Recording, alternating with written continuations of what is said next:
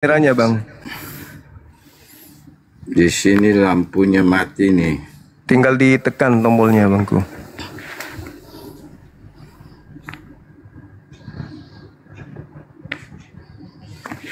Ya, Iya, lampunya mati.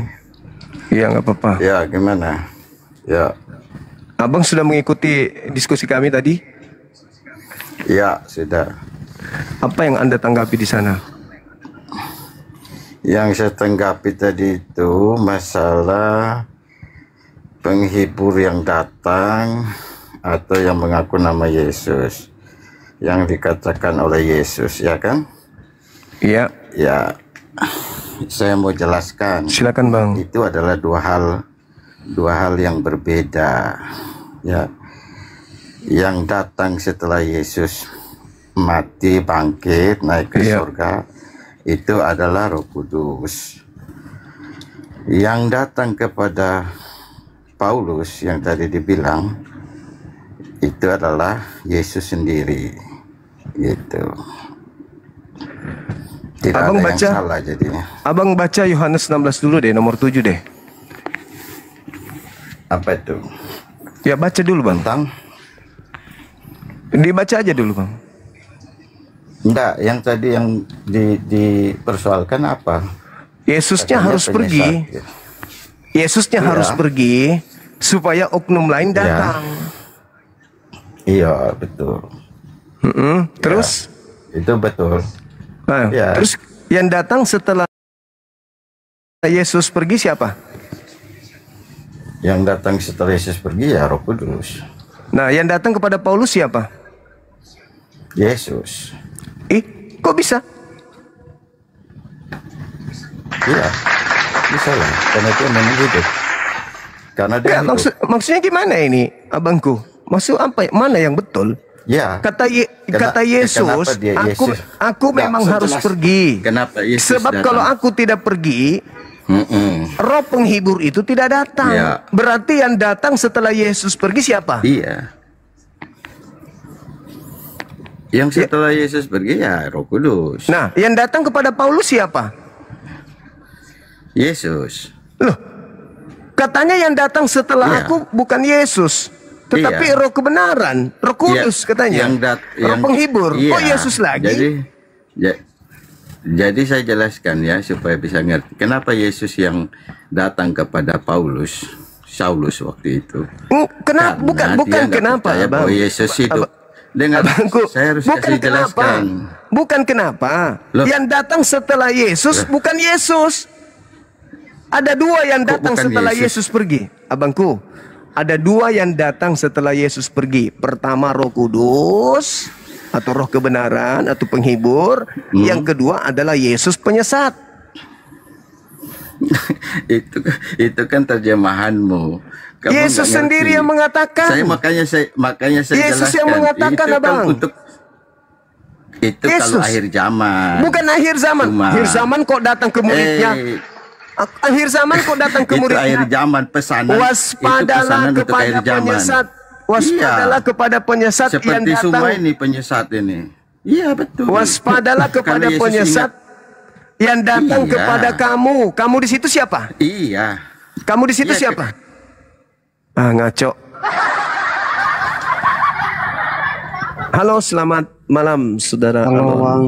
Ya, Halo. malam. Sudah mendengarkan? Ya, sudah mendengarkan dialog kami tadi. Ini sudah terlalu Sudah, jauh Bang. dari tema. Iya, Bang. Silakan. Jadi eksekutor salib, pahlawan atau penjahat, itu temanya. Tapi tadi sudah merembet kemana-mana. Ini Silakan. bagaimana, Bang? Tema kita malam ini eksekutor salib itu. Eksekutor salib itu penjahat atau pahlawan menurut Kristen. Maksudnya yang mau bahas di apa? Urus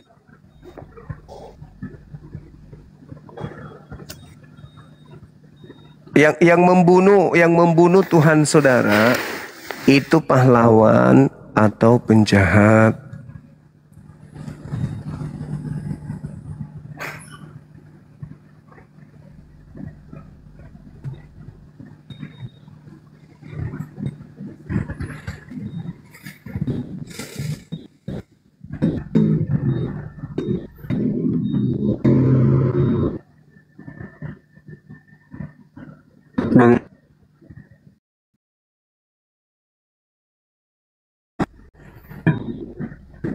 jaringannya sulit. Jaringan saudara sulit untuk kemudian berfungsi dengan baik. Iya bang, iya. Bagaimana yang membun-bun Tuhan Anda ini pahlawan kah atau penjahat? Kan gitu bang.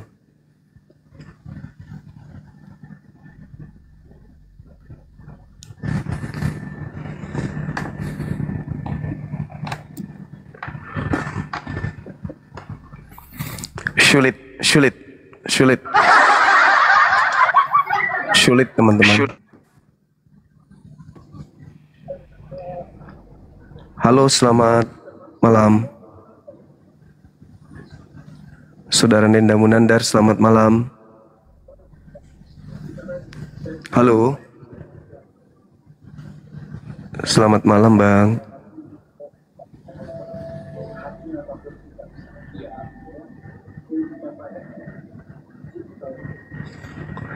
Halo, selamat malam.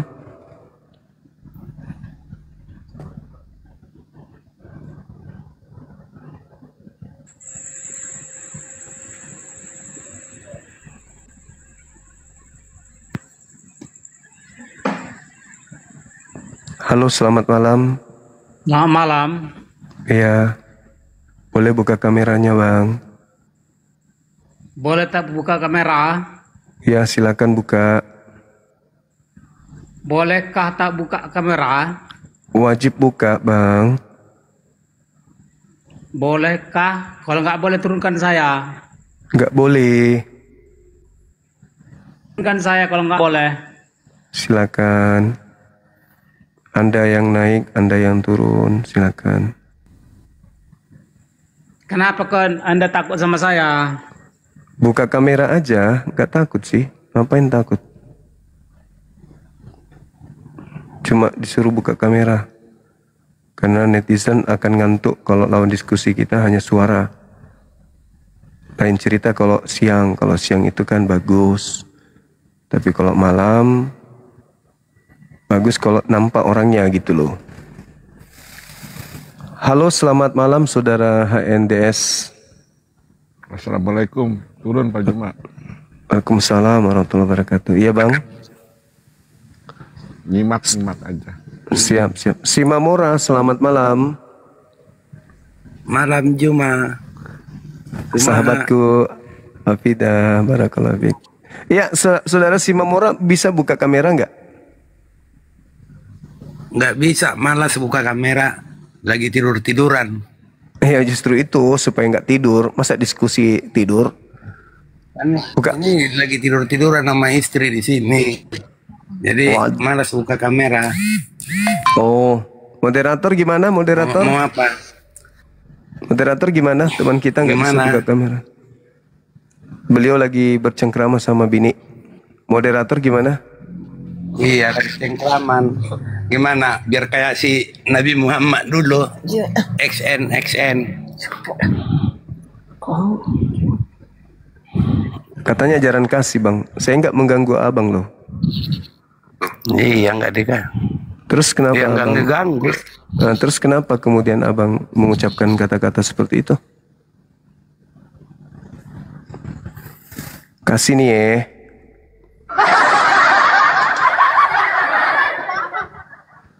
Hanya Tuhanmu yang turun ke bumi, mengisap puting orang dewasa. Katanya Tuhan, tapi butuh nenen.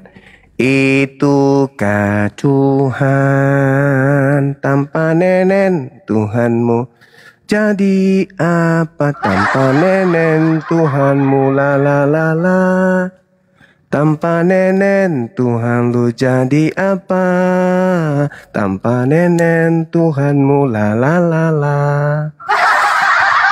Halo, selamat malam saudara. Saudara Linong. Silakan saudara Linong.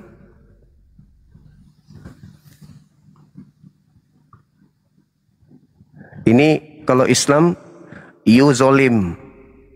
You zolim kalau you Muslim. Kenapa? kamu mengambil waktuku. Kalau kamu Muslim minta naik sini, diam-diam aja. Harusnya lu cakep, bercakap gitu loh. Bang Syuma, diam-diam aja anda salim. Samaku anda zalim. Zalim juga terhadap orang-orang yang ada di bawah yang nonton kita gitu loh. I don't like you. I boring to see you. Halo saudara kopi putih, selamat malam. Boleh buka kamera?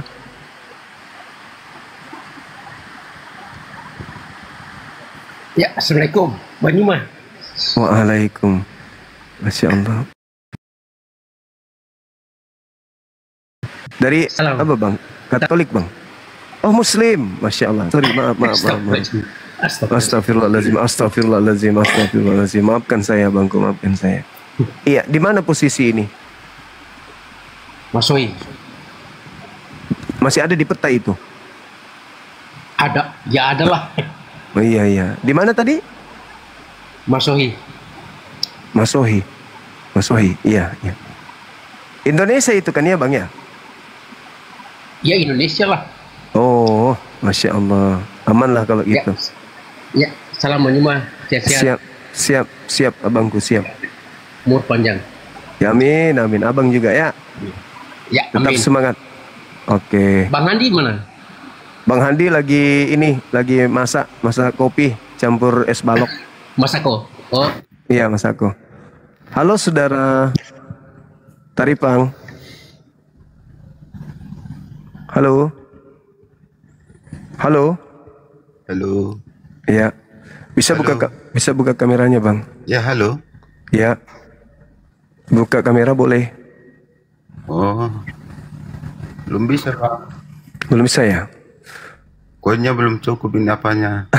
Koinnya. Bukan koinnya, Pengikutnya.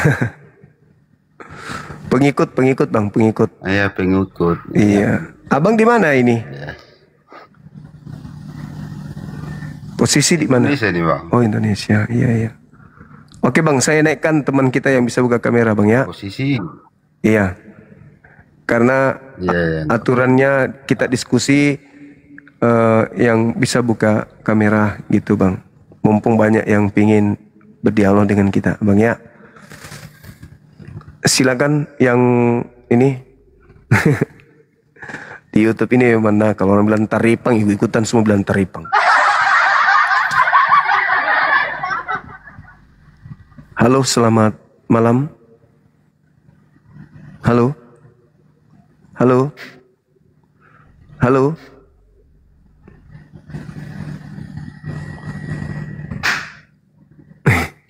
Abang marah-marah ini kayaknya. Dibawa Bang ya, dibawa. Jaga sendal dibawa Bang ya.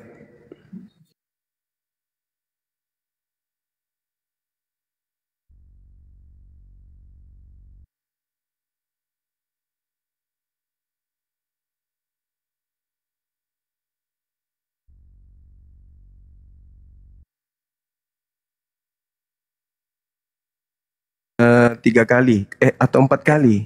Sudah 3 kali apa 4 kali. Komali ini keluar sendiri gitu. Saking kencangnya nih tombakannya tentara di bawah, tentara Romawi di bawah. Halo, selamat malam pengikut Jalan Lemput. Buka kamera. Selamat malam. Buka kamera. Silakan buka kameranya, Bang. Halo. Buka kameranya. Selamat malam, Bang. Ya, saudara pengikut Jalan Lurus. Siap, ya, sama-sama pakai masker kita. Iya. Oh, rambut saya ini udah gondrong. Iya, nggak apa-apa. Yang penting jangan kepanjangan, nanti dipikir ini preman. Tadi abang sudah melihat bagaimana kami berdiskusi terkait dengan tema ini, eksekutor salib, pahlawan atau penjahat. Nah, menurut analisa saudara nih sebagai seorang Kristen yang menerima hadiah dari para penggawa-penggawa yang telah mengeksekusi mati Tuhan saudara, apa yang pantas untuk Anda nobatkan kepada mereka yang telah berjasa memberikan keselamatan kepada Anda dengan membunuh Tuhan Anda? Penjahat atau pahlawan? Silakan.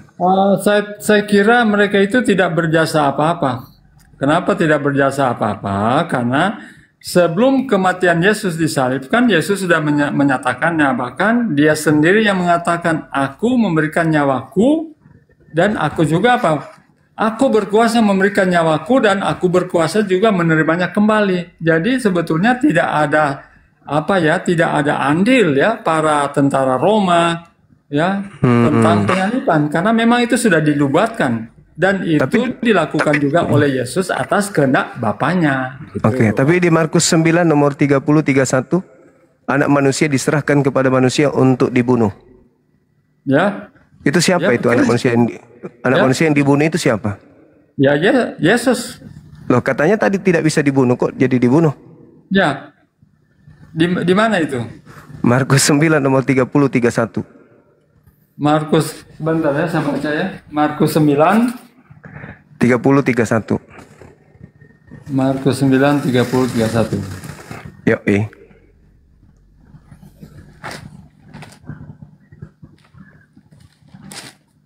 Markus 9 3-31.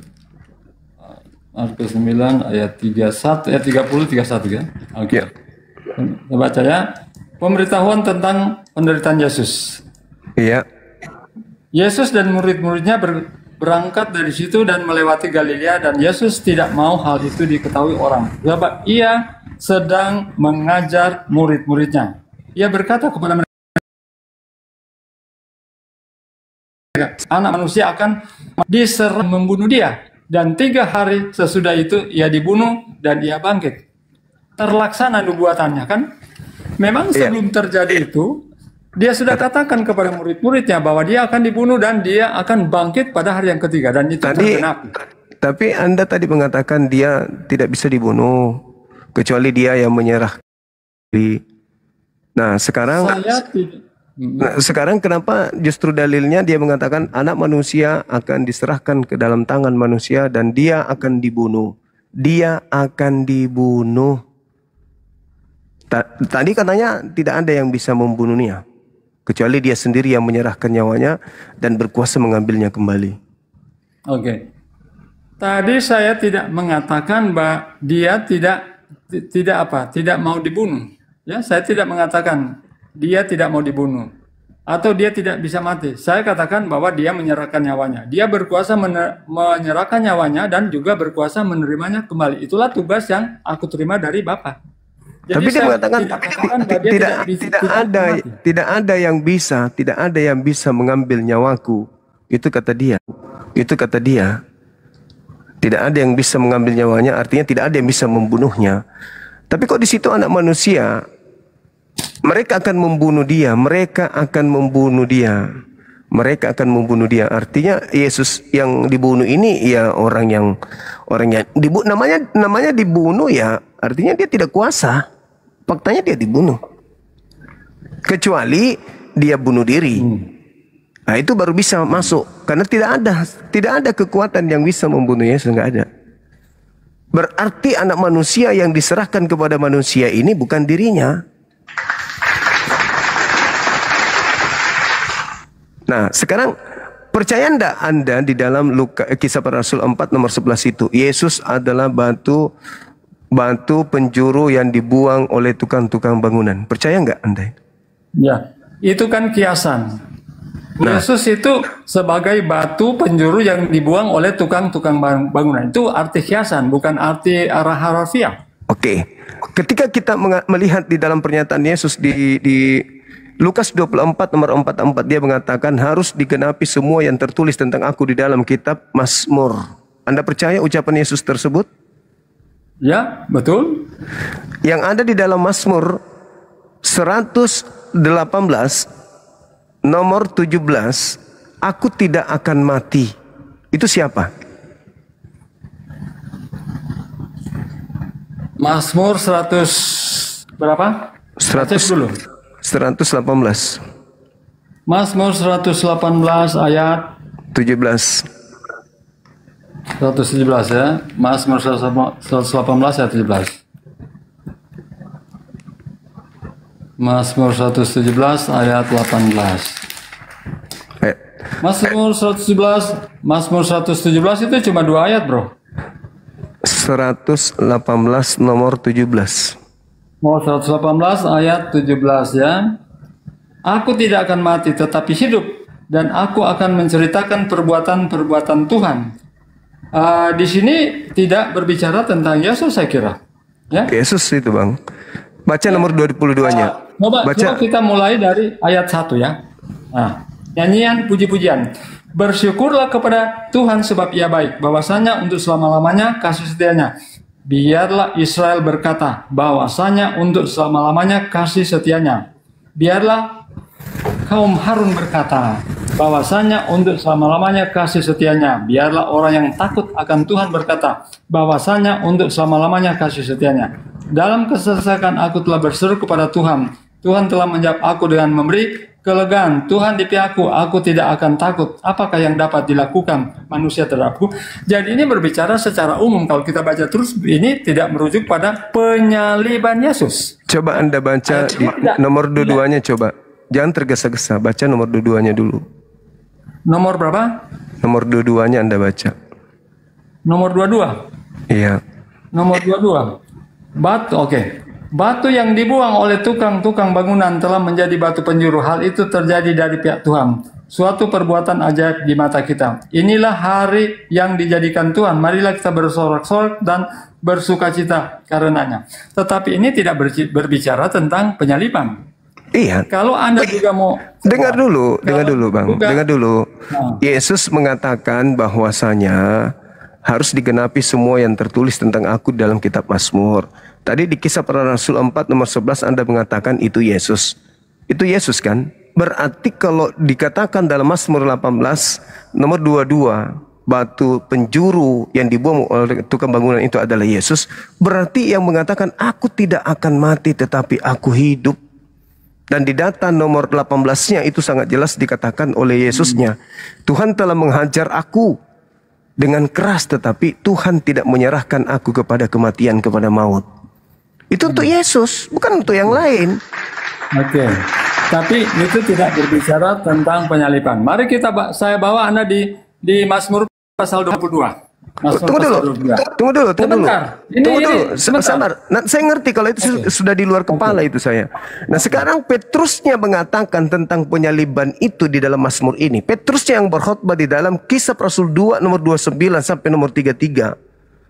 Di situ kemudian Petrus berkhotbah bahwa Daud yang adalah nabi telah bernubuat di dalam telah melihat penglihatan terkait dengan Mesias. Jasadnya tidak ditinggal di alam kubur dan tidak mengalami kematian, melainkan di data tiga-tiganya ditinggikan oleh tangan kanan Elohim. Berarti dia tidak mengalami kematian. Nah, Petrus ini merujuk kepada mana? Petrus merujuk kepada Mazmur 118 tadi. Dia tidak mengalami kematian. Aku tidak akan mati. Oke, saya jawab ya. Jadi memang di situ batu yang dibuang oleh tukang-tukang bangunan, tetapi di situ bukan merujuk pada penyaliban. Aku tidak akan mati. Bentar. Itu merujuk kepada penyaliban. Ayat yang merujuk pada penyaliban yaitu di apa? Mazmur pasal 22. Saya baca. Sabar. Ini kalau Anda mengapa engkau meninggalkan kalau Anda aku? mendalami Mazmur, kalau Anda mendalami Mazmur, Yesus sudah berada di tiang salib, ya. Kalau Anda kalau Anda mendalami Mazmur 118 itu, di situ dikatakan mereka mengelilingi aku seperti lebah. Mereka kemudian dikatakan mereka mengelilingi aku seperti lebah, lalu kemudian mereka menyala-nyala seperti api duri. Demi nama Tuhan sesungguhnya aku pukul mereka mundur. Aku ditolak dengan hebat sampai jatuh, tapi Tuhan menolong aku. Itu untuk Yesus itu. Itu untuk Yesus. Saya lanjutkan ya. Silakan. Saya lanjutkan ya. Jadi di Mazmur pasal 22 ayat 2, Allahku, mengapa engkau meninggalkan aku? Ini ketika dia disalib. Kemudian di ayat 17, sebab anjing-anjing mengerumuni aku, gerombolan penjahat mengepung aku, mereka menusuk tangan dan kakiku, segala tulang-tulangku dapat kuhitung, mereka menonton, mereka memandang aku, mereka membagi-bagi pakaianku antara mereka dan mereka membuang udi. Ini yang terjadi kan ketika dia disalib, kemudian jubahnya itu apa? Diundi oleh apa? Roma pada waktu itu. Jadi ini telah tergenapi. Tunggu Tapi saudara. kalau Anda baca Mazmur 118 itu tidak merujuk pada penyaliban. Sabar dulu. Sekarang apa kemudian menjadi acuan penulis atau pengarang kitab saudara tidak niru-niru supaya dicocokkan dengan Yesus, keadaan Yesus, supaya dicocokkan dengan keadaan ini? Apa yang menjadi jaminan? Sementara kemudian ketika Anda berbicara mengenai ini nubuatan, Yesusnya yang berkata, aku tidak akan mati. Tidak akan mati. Dan juga kemudian Anda lihat ketika Yesus ingin ditangkap di dalam kitab saudara di Lukas 22 itu. Orang-orang datang kepada Yesus ingin menangkap. Apa kata Yesus? Kamu aku ini penyamun sampai engkau datang membawa pedang dan pentungan. Padahal engkau setiap hari bersama aku di dalam bait suci. Tapi kamu tidak menangkap aku. Tetapi inilah saatmu dan saat kuasa kegelapan. Sekarang kuasa kegelapan berhasil tidak kemudian melakukan aksinya terhadap Yesus? Sementara Yohanes 14 nomor 30, Yesus mengatakan, iblis tidak berkuasa sedikit pun atas diriku. Betul. Ya.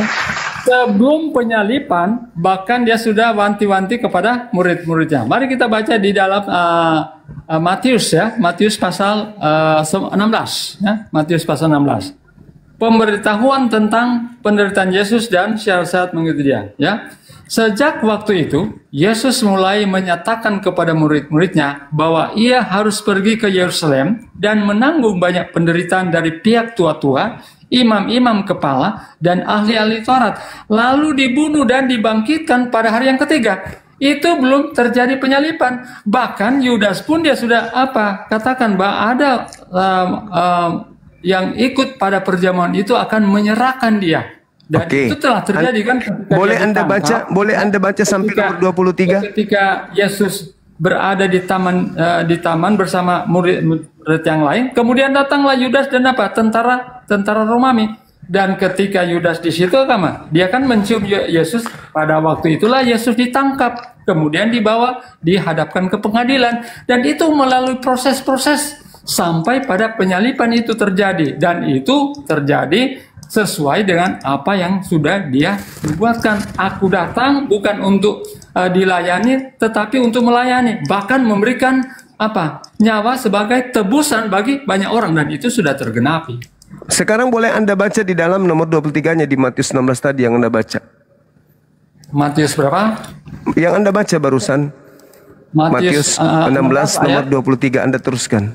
Ayat 23. Iya. Oke. Ayat 23. Maka Yesus berpaling dan berkata kepada Petrus, "Hanyalah iblis, engkau suatu batu sandungan bagiku, sebab engkau bukan memikirkan apa yang dipikirkan Allah, melainkan apa yang dipikirkan manusia." Oke. Apa yang dipikirkan? Apa yang dipikirkan? Karena Petrus Tidak mau Yesus itu mengorbankan nyawanya. Ya. Makanya Dia Yang dipikirkan, Yesus menghardik Petrus. Yang dipikirkan Petrus. Petrus hanya memikirkan kepentingan dirinya sendiri. Dia tidak mau Yesus mengorbankan nyawanya. Yang dipikirkan Petrus di situ, Yesus akan disalib atau Yesus tidak akan disalib sampai dia menarik ke samping. Ya. Oke. Petrus tidak rela Yesus disalib. Nah, berarti Petrus berpikir kalau Yesus itu akan disalib kan? Petrus tidak mau kalau Yesus disalib, tapi Petrus pikir bahwa dia akan disalib, tapi dia tidak mau. Itu dia. Tidak mau. Itu. Jadi Petrus menarik Yesus ke samping.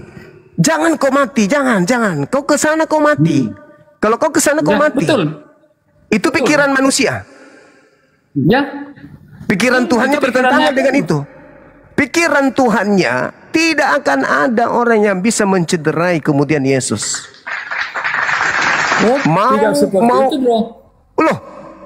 Harus ada pertentangan antara yang dipikirkan manusia. Makanya Yesus mengatakan, "Nyala iblis, kamu adalah batu sandungan bagiku. Kamu hanya memikirkan apa yang dipikirkan manusia. Kau tidak memikirkan apa yang dipikirkan oleh Elohim. Kau menyepelekan Tuhanku," maksudnya. Tuhanku itu maha perkasa, maha kuasa. Dia akan melindungi aku. Itu maksudnya. Oh, bukan Makanya seperti itu. sabar Bukan dulu. seperti itu, bro. Sabar. Kita buktikan. Ketika Ya. di Lukas 22 kemudian nomor 4344. Orang-orang datang kan. Dia kan berdoa tuh. Sebelum tentara Romawi datang, dia berdoa dulu. Ya Bapak, biarkanlah cawan ini berlalu daripadaku, tapi bukan atas kehendakku, tapi atas kehendak-Mu. Maka seorang malaikat turun dari langit, datang kepada Yesus, memberikan kekuatan kepada Yesus. Dia semakin bersungguh-sungguh berdoa dan peluhnya seperti titik darah yang bercucuran ke tanah. Itu tujuan malaikat turun memberikan kekuatan kepada Yesus itu apa tujuannya? Oke, malaikat datang menguatkan Yesus supaya apa? Yesus itu apa? Kehendak Bapa yang terjadi, bukan kehendaknya. Secara manusia dia tidak sebentar. Secara manusia, ya, secara manusia dia tidak sanggup. Tetapi oleh karena Bapa mengutus malaikat untuk menguatkan dia, sehingga apa? Apa yang terjadi? Kehendak Bapa yang terjadi. Itu yang terjadi. Oke, kita lihat. Terus izinkan saya berbicara. Jadi Yesus berdoa, malaikat turun untuk memberi kekuatan. Ketika di dalam Matius 4 atau Lukas 4, iblis mencoba Yesus. Kata iblis, Yesus, jika engkau adalah anak Tuhan, jatuhkan dirimu ke bawah, sebab ada tertulis tentang engkau bahwa Tuhan akan datang, Tuhan akan mengutus malaikatnya agar menatang engkau di tangannya, agar kakimu tidak terantuk kepada batu. Betul enggak? Anda akui enggak itu? Saya akui. Itu tertulis di mana? Sebab ada tertulis. Sebab ada tertulis. Tuhan akan mengutus malaikatnya agar menatang engkau di tangannya, agar kakimu tidak terantuk kepada batu. Itu tertulis di mana? Di Mazmur. Mazmur 91. Berarti Mazmur 91 itu adalah nubuat untuk Yesus kan? Oke. Boleh Anda bacakan Mazmur 91 dari data nomor 8-nya sampai data 16-nya boleh? Sebelum saya buka itu, Ya. ketika Anda membawa pencobaan di padang gurun, itu tidak berbicara tentang penyaliban. Jadi malaikat sudah datang.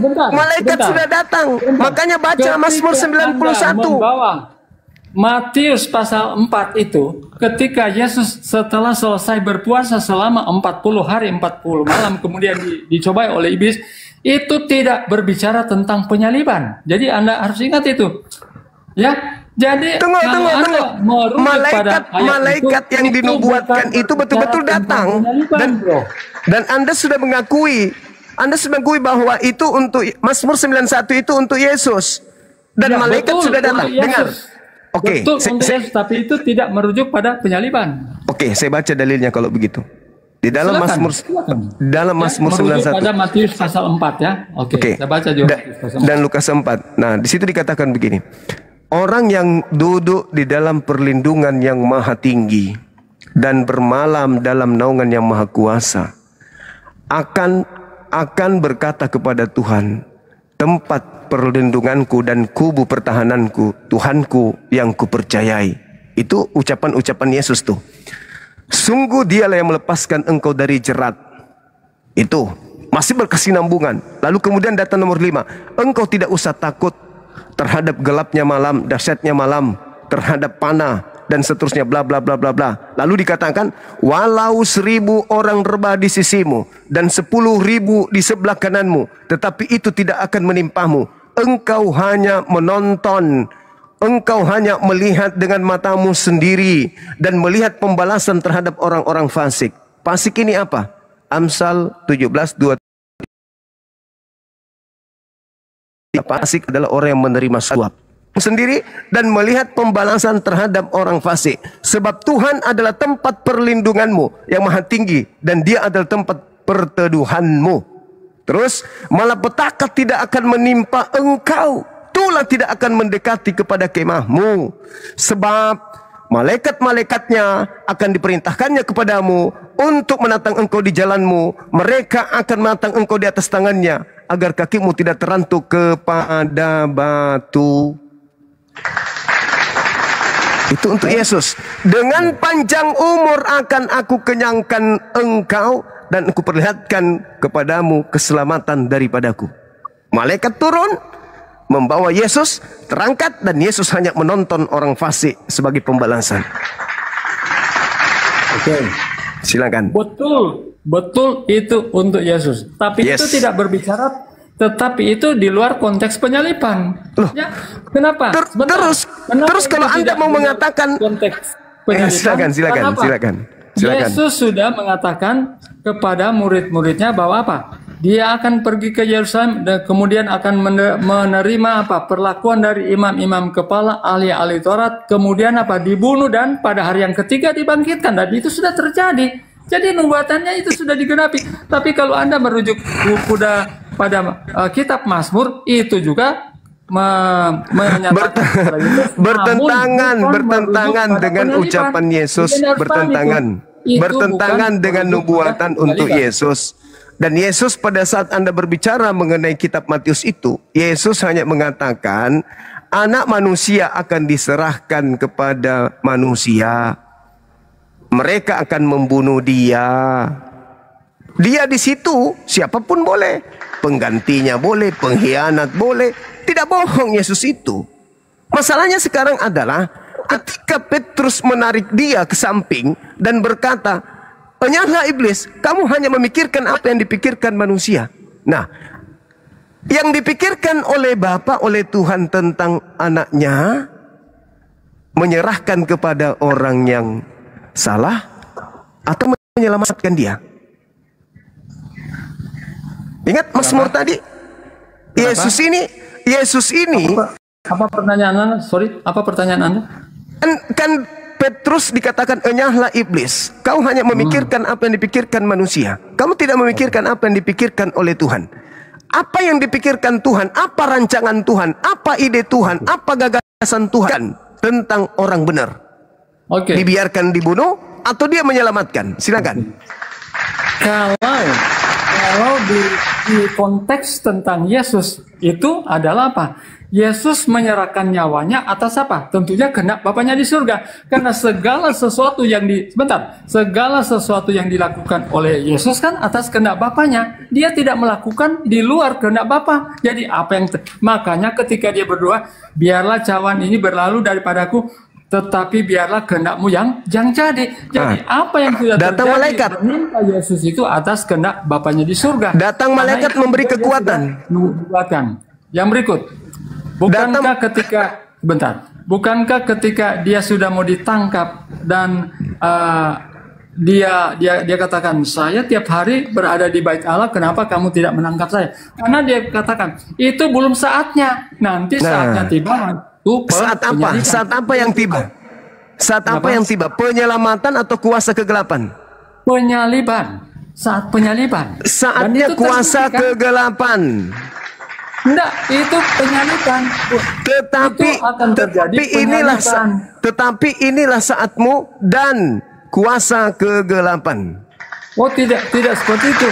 Silakan Anda baca Lukas 22 nomor 53, silakan. Matius.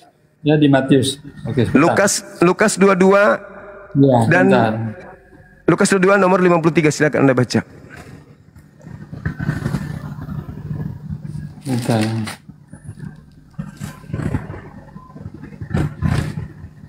Kuasa kegelapan, kuasa iblis, penguasa dunia, itulah saat-saatnya ketika penyaliban itu terjadi. Semua Yesus uraikan. Saat detik ingin disalib adalah kuasa kegelapan. Saat kemudian dia ingin disalib, saatnya penghakiman atas dunia, saatnya penguasa dunia datang dan akan dilemparkan. Semua adalah kuasa kegelapan. Oke. Masih di Matius pasal 17 juga ayat 22. Sama juga ya. Pada waktu Yesus dan murid-muridnya bersama-sama di Galilea, ia berkata kepada mereka, "Anak manusia akan diserahkan ke dalam tangan manusia, dan mereka akan membunuh dia, dan pada hari yang ketiga akan dibangkitkan." Maka hati murid-muridnya itu pun sangat-sangat sedih. Jadi ini memang sebelum penyaliban itu terjadi, brother, dia sudah wanti-wanti kepada murid-muridnya, mengatakannya. Makanya kan Petrus ketika Petrus tidak mau Tuhannya itu mati. Ya, makanya Yesus apa? ya Yesus apa? Menampik dia karena nampaknya Petrus mau menghalang-halangi akan apa?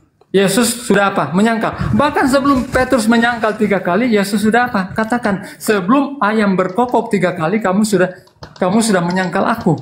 Sebelum ayam berkokok, kamu sudah menyangkal aku 3 kali. Dan itu terjadi di apa? Di halaman pengadilan. Jadi itu tak bisa dibantah lagi. Oke. Sekarang penyaliban itu kuasa kegelapan atau kuasa kebenaran? Itu adalah kehendak Bapa dari surga. Kenapa Yesus katakan kuasa kegelapan? Yesus atas kehendak Bapa, bukan atas kehendak dia sendiri. Kenapa Yesus mengatakan orang yang ingin membunuhnya itu adalah anak iblis?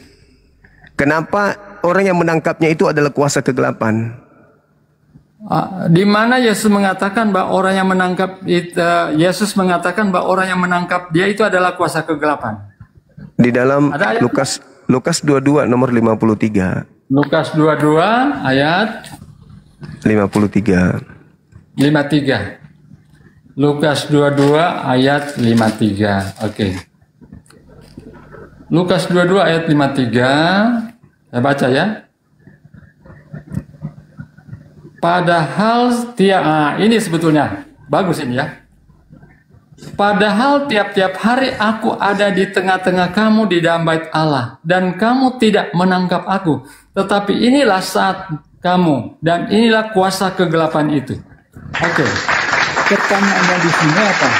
Saatnya belum tiba, dan inilah saatnya untuk mereka menangkap dia. Maka terjadi itu kan? Ya, penyaliban itu apa? Penyaliban itu kuasa kebenaran atau kuasa kegelapan? Kalau menurut Yesus, apakah itu kehendaknya atau kehendak Bapaknya di surga? Dan tunggu dulu, jangan ke situ. Kalau kehendak Bapa sudah jelas, turun malaikat membantu. Artinya tergenapi yang dikatakan iblis, jika kamu anak Tuhan, Tuhan akan datang menolongmu. Dan itu terbukti, malaikat datang memberi kekuatan.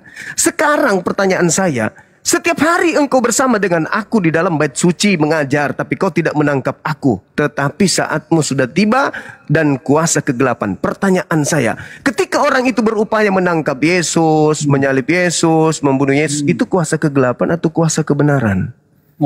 Itu dijawab di dalam Yohanes 10 ayat 17. Dengarkan ya. Bapa mengasihi aku, oleh karena aku memberikan nyawaku untuk apa? Menerimanya kembali. Tidak seorang pun mengambilnya daripadaku, melainkan aku memberikannya menurut kehendakku sendiri. Aku berkuasa memberikannya dan berkuasa mengambilnya kembali. Inilah kehendak Bapakku yang Apakah kuasa kegelapan berhasil mengambil nyawa Yesus? Yesus memberikan nyawanya. Berarti Yesus memberikan nyawanya kepada kuasa kegelapan.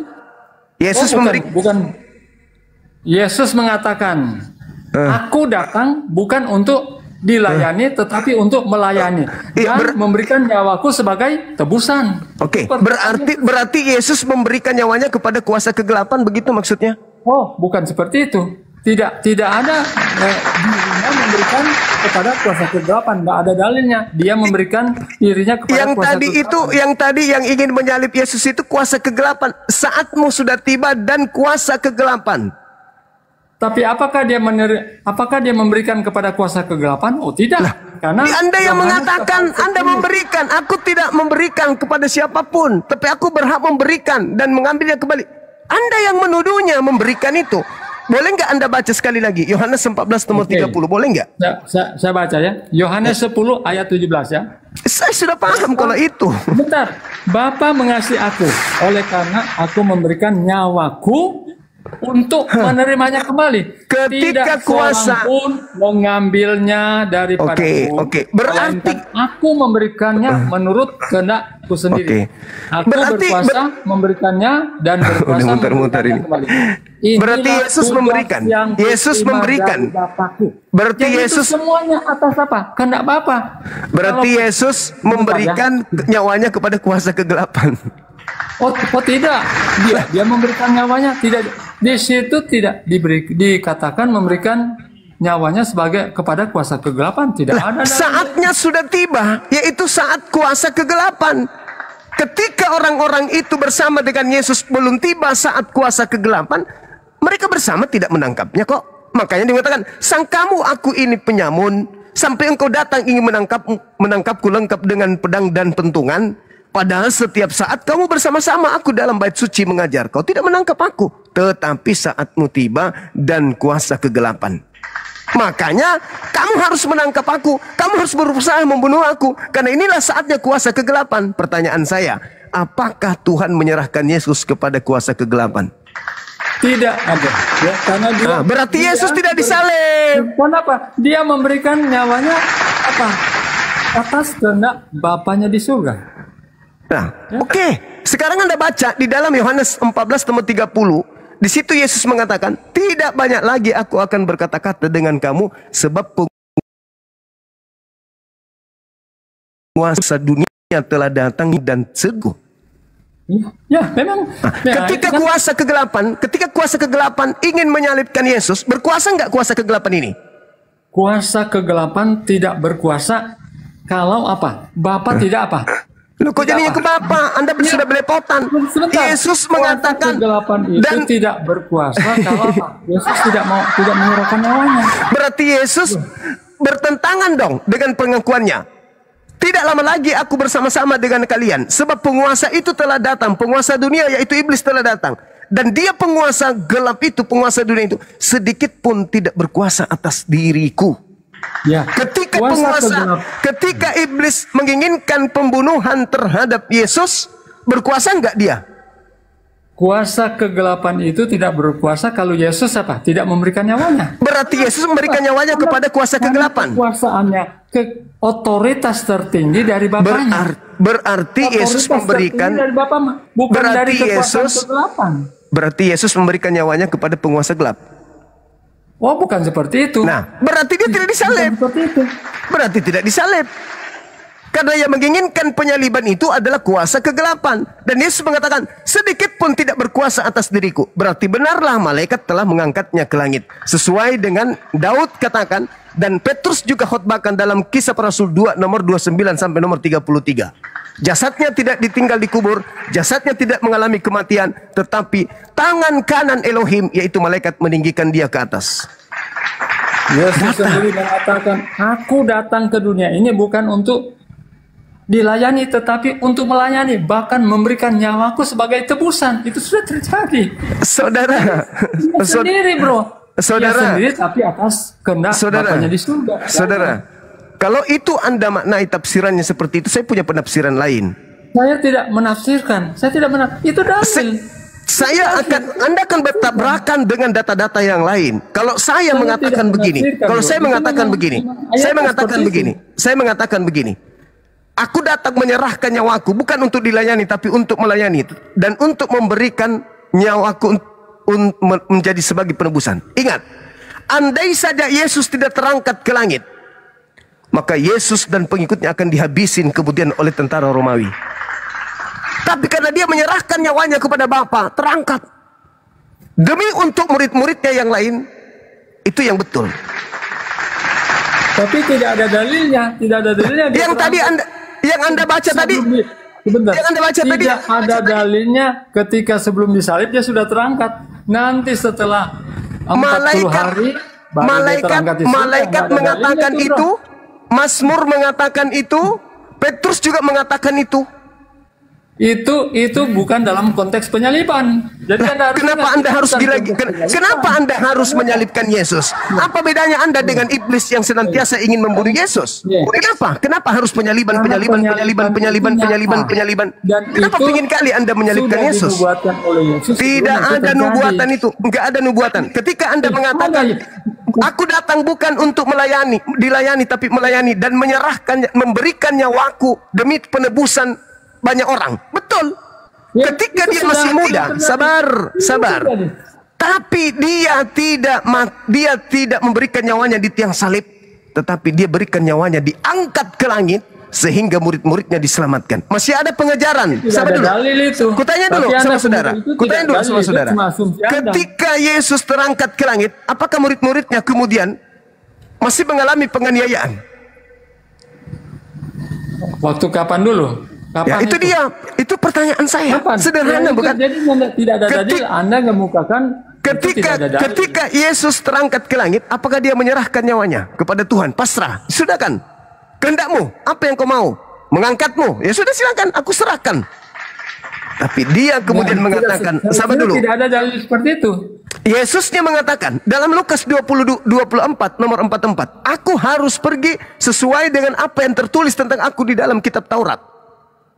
Di dalam kitab Taurat kata Tuhan, jangan kau membunuh orang yang tidak bersalah. Jangan kau membunuh orang yang benar. Sekarang Yesus orang bersalah, orang benar atau gimana? Boleh nggak dibunuh Yesus? Konteksnya berbeda. Konteksnya harus sesuai dengan kehendak Bapa. Makanya tadi dikatakan, nyala iblis. Kamu memikirkan apa yang dipikirkan manusia. Kau tidak memikirkan apa yang dipikirkan oleh Tuhan. Tuhan mengatakan, jangan kau membunuh orang yang benar. Jangan kau membunuh orang yang tidak bersalah. Sebab aku Tuhan tidak akan membenarkan orang yang bersalah. Yesus orang benar. Penyalipan itu Kok salib lagi? Saudaraku, itu dengarkan. yang Anda kemukakan itu di Oke. luar konteks penyalipan. Oke, Itu di sekarang luar konteks Anda, penyalipan. saudara, sekarang saya lihat Anda itu gila salib.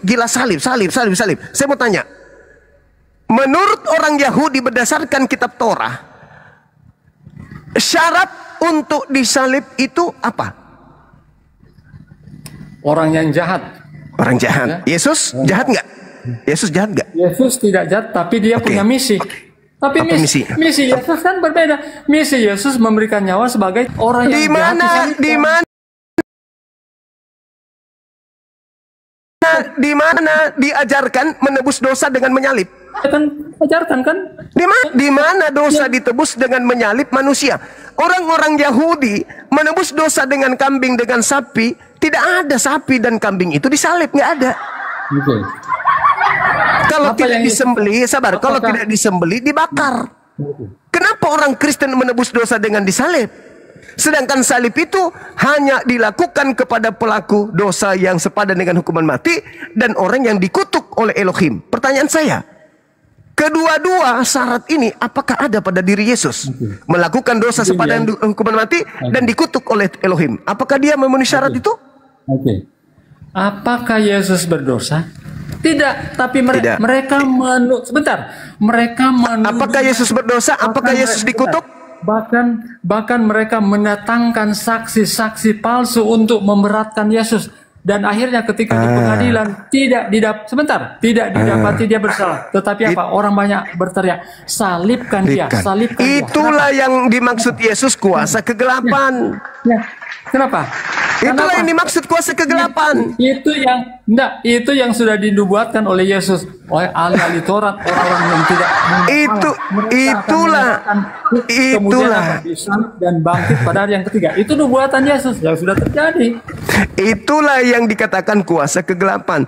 Dan kuasa kegelapan ini sedikit pun tidak berkuasa atas diriku. Sekarang permasalahannya begini. Yang menginginkan penyaliban itu iblis atau Tuhan? Yang menginginkan. Oh, Yesus memberikan nyawanya sendiri, bro. Kan sudah. Aku datang bukan untuk dilayani, tetapi untuk melayani. Bahkan Tafsirannya itu tadi. Jadi dia sudah nubuatkan, bro. Jadi tergenapi. Sekarang saya ulangi pertanyaan saya. Yang menginginkan penyaliban Tuhan atau iblis? Yang menginginkan penyaliban itu adalah kehendak Bapakku di surga. Tolong tunjukkan dalilnya. Tunjukkan Makanya di dalilnya. Yohanes 10 ayat 17 Tunjukkan apa? dalilnya. Bapak menginginkan pembunuhan terhadap orang benar. Di mana dalilnya? Dengarkan ini.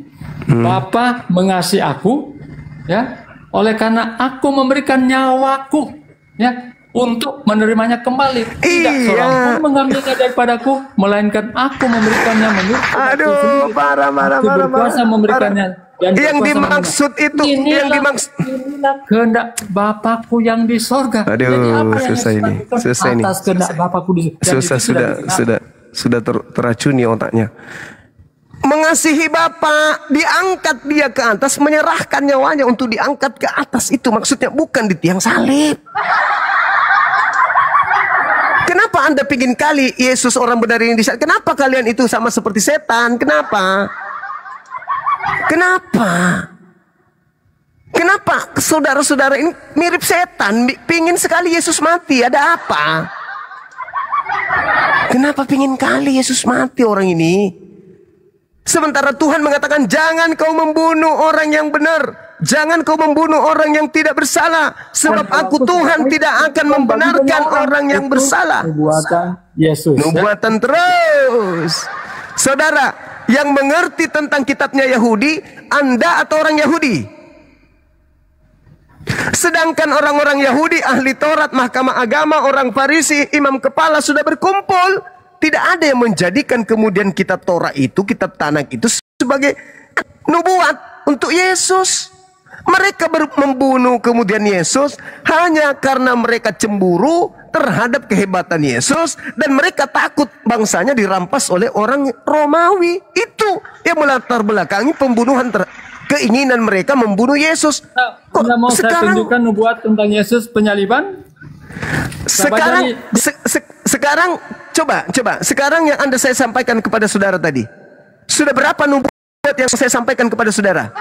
Hah? Sudah berapa? Dan kalau Anda mengatakan ada nubuatannya kemudian bahwa Yesus itu harus mati disalib, kalau begitu Anda menjadikan setan ini sebagai pahlawan dong. Berarti Anda menjadikan iblis sebagai pahlawan. Kenapa?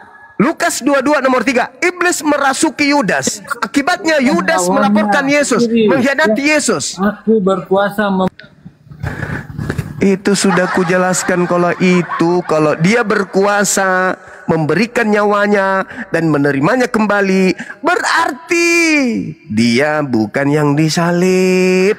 Pengertian itu adalah dia diangkat ke langit. Tidak ada yang mampu membunuh dia. Dia terangkat ke langit. Tak ada yang kekuatan yang bisa membunuhnya. Tidak ada. Di dalam Alkitab tidak ada terangkat di langit sebelum dia disalib, bro. Nanti setelah disalib, mari kita buktikan. Kita buktikan. Ya, berani Anda baca Lukas 22 nomor 69? Silakan dibaca. Anda yang baca. Apa? Lukas berapa? Lukas 22 nomor Lukas 68 nomor 69. Jangan lagi Anda plesetkan, itu Bible Anda sendiri. Lukas 22 ayat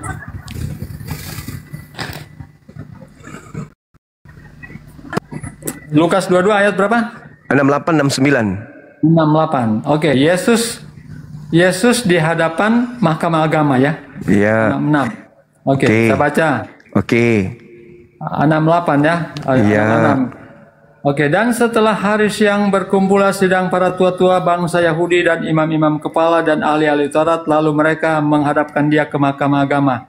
Mereka katanya, jikalau engkau adalah Mesias, katakanlah kepada kami. Jawab Yesus, sekalipun aku mengatakannya kepada kamu, namun kamu tidak akan percaya. Dan sekalipun aku bertanya sesuatu kepada kamu, namun kamu tidak akan menjawab. Mulai sekarang anak manusia sudah duduk di sebelah kanan Allah yang Maha Kuasa. Karena mereka semua. Kalau begitu engkau ini anak Allah? Jawab Yesus, kamu sendiri mengatakan bahwa akulah anak Allah. Lalu kata mereka, untuk apa kita perlu kesaksian lagi? Kita ini telah mendengarnya dan mulutnya sendiri. Pertanyaan kamu apa? 69 itu dia katakan sekarang ini anak manusia sudah duduk di sebelah kanan Tuhan yang Maha Kuasa. Oke. Itu siapa? Siapa yang sudah duduk di atas di sebelah kanan itu siapa? Enggak, kutanya dulu. Siapa yang sudah duduk di atas? Oke. Ketika kutanya dulu. Siapa yang sudah duduk?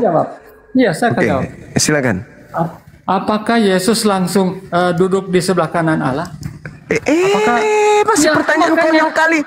Orang yang disidang itu, orang yang disidang yang disangka Yesus itu, apakah engkau anak Allah? Kamu yang mengatakan, bukan aku, kamu. Apalagi gunanya aku mengatakan kepadamu, dan meskipun aku bertanya, kau tidak akan menjawab. Mulai sekarang anak manusia sudah duduk. Mulai sekarang. Jadi yang duduk di situ siapa? Yang disidang siapa? Jadi silakan. Itu pertanyaan sama dengan begini. Ketika salah satu orang yang di sebelah kiri atau kanan apa Yesus katakan? Hari ini juga kamu berada di apa? Berada di mana? Ya. Apa? berada di mana? Yesus katakan kepada orang yang itu sudah itu tidak bohong, itu pembohongan. Ini sama Itulah seperti itu, bro. itulah bukti, itulah bukti bahwa itu bukan. Apakah dia langsung ke surga? Itulah Tidak bukti. seperti itu, bro. Itulah Karena dia- bukti semuanya bahwa itu juga bukan Yesus. Hari ini Setelah juga engkau akan penyebutan bersama 40 dengan aku. hari di Dengar. Hari ini juga engkau akan bersama-sama dengan aku di Firdaus. Faktanya dia malah ke dunia orang mati. Bohong. Itu bukti bukan Yesus. Yang kedua, orang yang di sidang ini loh, yang sendiri mengatakan, sekarang juga anak manusia sudah duduk di sebelah kanan Itu- Elohim. Itu apa? Ungkapan, bukan berarti ketika dia Enggak. katakan itu dia langsung ke sana. Ketika dia naik di surga, ada di Anda kan mengatakan, mana buktinya? Anda bertanya kepada saya, mana buktinya Yesus itu sudah terangkat sebelum penyaliban? Saya kasih data. saksikan Saya oleh kasih data murid-murid loh. waktu apa? Anda bertanya kepada saya, Bu. Mengatakan itu apakah ada disaksikan dia naik surga? Tidak ada, satu pun Anda- tidak menyaksikan karena itu belum terjadi. Anda bertanya kepada saya, mana dalilnya Yesus sudah diterangkat ke langit sebelum penyaliban? Tak kasih data. Anda mengatakan itu perumpamaan. Kacau. Kacau saudara Peri. Kacau. Yang saya heran nih teman-teman sekalian. Kenapa orang ini pingin sekali Yesus itu disalib? Sama seperti si Billy Sisis. Sedangkan Tuhan tidak mau Yesus ini disalib, tidak mau. Tapi kenapa dia? Jadi benarlah kata Al-Quran, wa ikhwanuhum yamuddunahum fil gayyi tsumma la yuqsirun. Saudara-saudara iblis itu adalah orang-orang kafir yang membantu setan untuk durhaka kepada Tuhannya. Innal ladzina amanu yuqatiluna fi sabilillah wal ladzina kafaru yuqatiluna fi sabilit tagut. Orang-orang kafir itu berjuang di jalan iblis. Berjuang di jalan iblis. Dia memperjuangkan, dia menjadi prajurit-prajurit setan untuk melanjutkan keinginan setan agar manusia itu tersesat. Faqatilu awliya as-syaitan. Perangilah saudara-saudaranya setan. Itu perintah dari Al-Quran. Maka kita harus meluruskan. Kenapa kalian pingin kali Yesus itu disalib? Apa bedanya kalian dengan setan? Gitu saudara-saudaraku ya. Agar sekadar kita tahu kenapa mereka berjuang mati-matian. Yesus harus mati, harus salib, harus. Apa sih yang kalian inginkan? Kok seperti iblis? Sementara Yesus tidak akan mati. Kata Yesus, aku tidak akan mati tetapi hidup. Nah itu kata Yesus. Oke, selamat malam saudara Hanson. Bisa buka kamera bang. Aku di kapal. Halo. Aku cinta Ya, halo. Halo, bisa buka kameranya. Belum bisa bang, belum bisa buka. Kasih undangan bang. Nggak bisa juga kayaknya. Coba moderator dikasih undangan.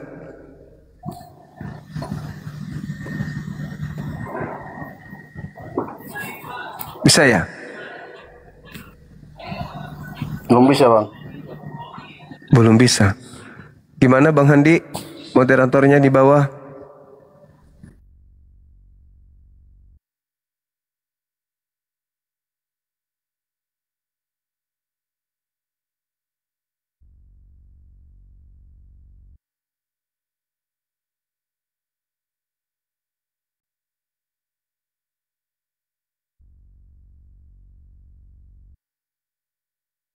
Kalinya, saudara-saudara, kelima kalinya.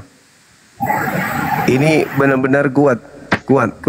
Teman-teman yang 16.000k ini, 16k ini, tolong di follow akun ini biar semakin banyak yang kemudian bisa mendengarkan materi-materi diskusi lintas agama kita, supaya teman-teman kita Kristen juga bisa nyimak, teman-teman Islam juga nyimak. Silakan di follow 16k yang ada di sini. Begitu juga teman-teman Yang ingin nonton siaran ulang dari diskusi ini bisa ke channel Zulkifli Ma'bas Official, channel YouTube saya ya.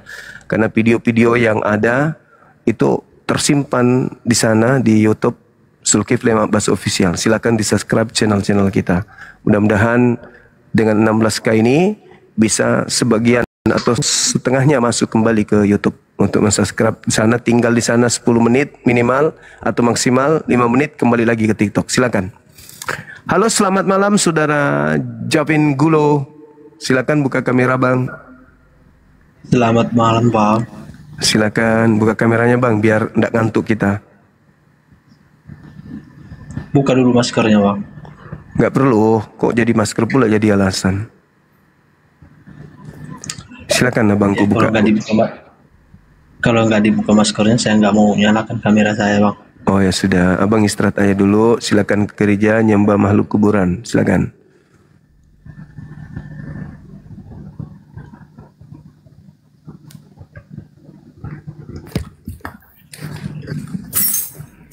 Halo, selamat malam.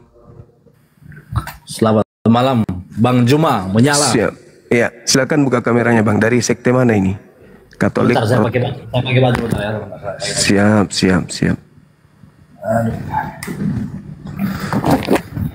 Bajuku.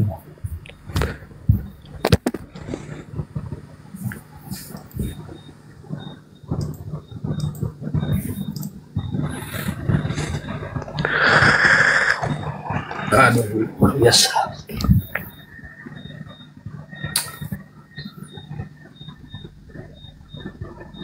Ya.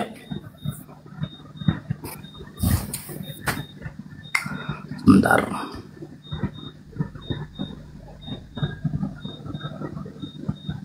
Oke.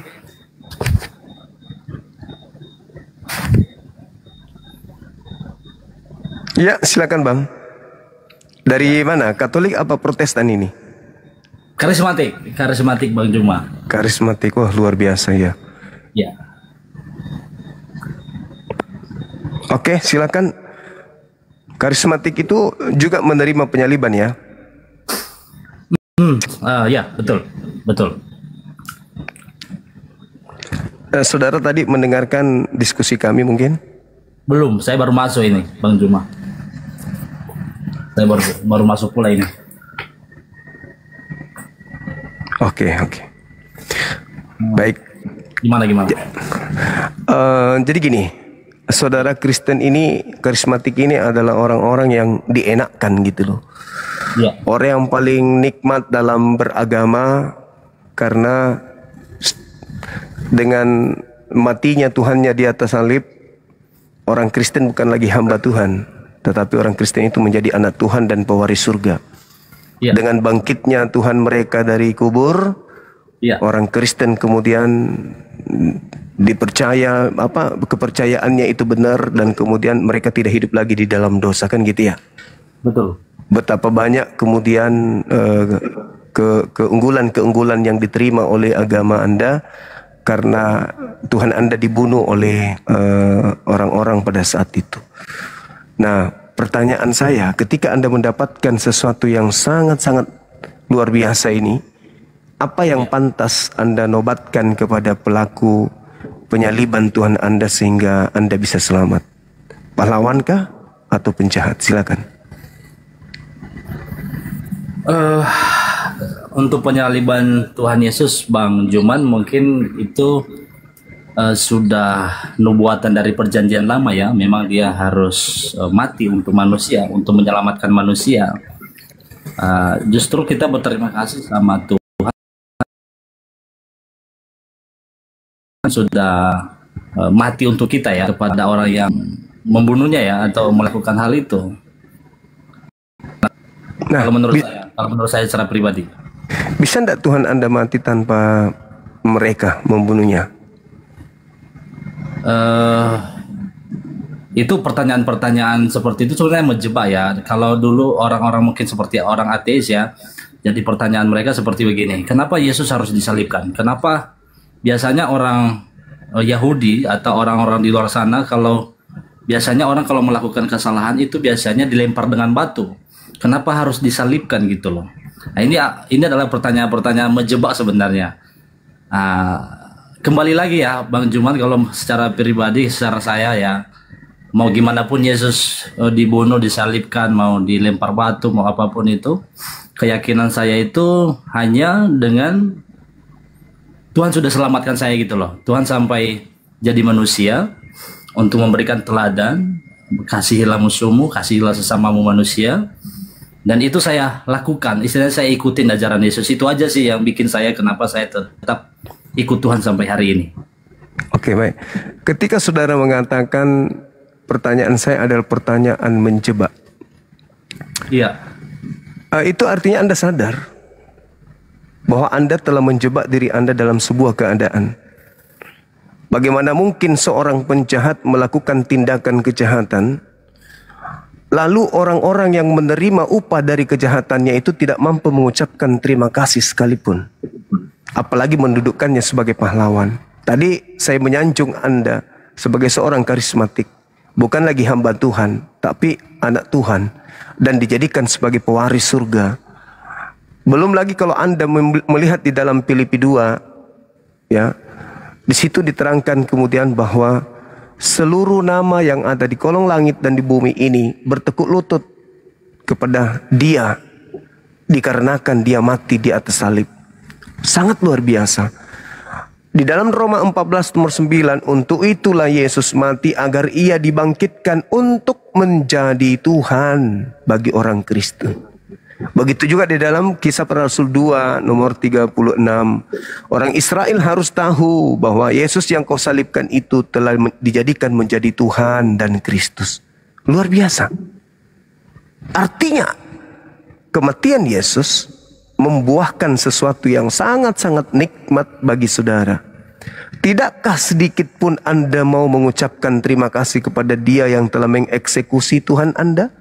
Karena Tuhan Anda mengatakan begini, Yohanes 10 nomor 17 nomor 8, tidak ada seorang pun yang mampu kemudian, tidak ada yang mampu kemudian mengambil nyawaku kecuali aku sendiri yang menyerahkannya dan berkuasa mengambilnya kembali. Tapi itu dilanggar.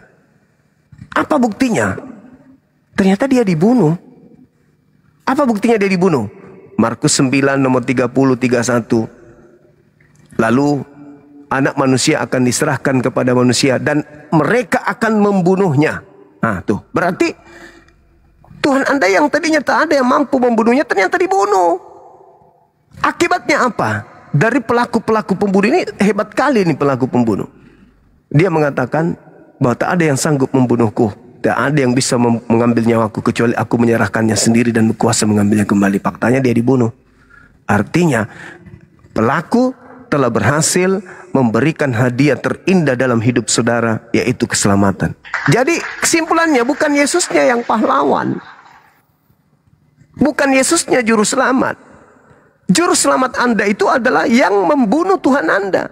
Tanpa Tuhan Anda dibunuh, Anda mau selamat seperti apa? Seperti apa Anda ingin membunuh? Sedangkan di dalam 1 Korintus 15 nomor 17, tanpa kebangkitan, sia-sialah imanmu dan kamu tetap hidup di dalam dosa. Berarti orang yang menyalib Yesus itu adalah orang yang super berjasa untuk orang Kristen. Anda menjebak diri Anda sendiri dan keyakinan Anda yang selama ini Anda anut, Anda tidak pernah renungkan, Anda tidak pernah pikirkan, hanya menikmati doktrin dan dogma selamat, kami adalah anak-anak Tuhan, bla bla bla bla bla bla bla. Ketika diurut kejadian itu ternyata Anda berada pada sesuatu yang hampa. Silakan Anda keluar dari jebakan itu dengan alasan apa? Apakah dia pahlawan atau dia penjahat? Silakan. Kenapa sampai hari ini saya masih percaya Yesus ya Bang Juman? Karena semua sudah tertulis dalam kitab ya. Yesus mati, Yesus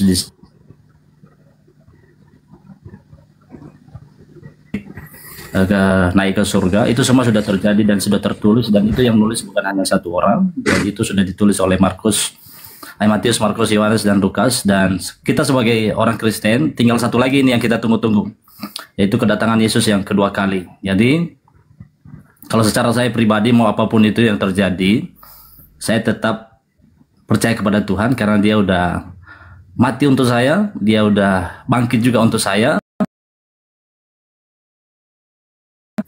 Dan saya jemput orang-orang yang percaya kepadanya dan benar-benar mengalami Tuhan. Saya alami sendiri soalnya, makanya saya tetap di dalam Yesus, Bang Juma. Itu mungkin makanya saya masuk tadi di Juma ini aja supaya juga beberapa orang bisa pelajari lagi siapa itu Yesus sebenarnya. Kenapa Yesus harus jadi manusia? Karena dia harus memberikan teladan. Kenapa? Kalau kita lihat di Perjanjian Lama, Bang Juma, manusia ini jatuh terus dalam dosa. Makanya kalau kita berbicara tentang keselamatan itu nggak ada selain dalam Yesus. Kenapa? Karena Yesus hanya dia yang dari surga turun ke bumi dan dia yang tahu jalan ke surga. Kalau yang jadi pertanyaan sekarang, surga itu di mana? Ini yang menjadi pertanyaan orang ya. Ada yang bilang surga di atas, neraka di mana? Di bawah. Enggak juga, banyak orang yang ke atas, banyak juga orang yang ke bawah, tak ada. Tapi hanya Yesus lah yang tahu jalan ke surga. Kenapa? Karena memang dia Tuhan dan memang dia dari atas. Itu sih menurut iman saya, Bang Juman. Terserah lah gimana Bang Juman, menurutnya gimana? Ya. Jadi gini, kalau sudah menikmati doktrin itu, Bang, maka segala-galanya menjadi hidup indah. ini adalah pilihan, Bang Juman ya. Jadi, ya, betul. Terserah, gimana kita harus percaya kepada Tuhan. Ya, betul. Cuman gini, hidup itu pilihan. Iya, jaringan kurang bagus ya. Ya, hidup itu pilihan, itu betul. Dan kematian itu suatu kepastian. Jaringan Bang Juman kurang bagus ya. Jaringan saya ya, teman-teman, suara saya dibagi mana? Ini udah. Oke. Jadi hidup itu pilihan, memang betul.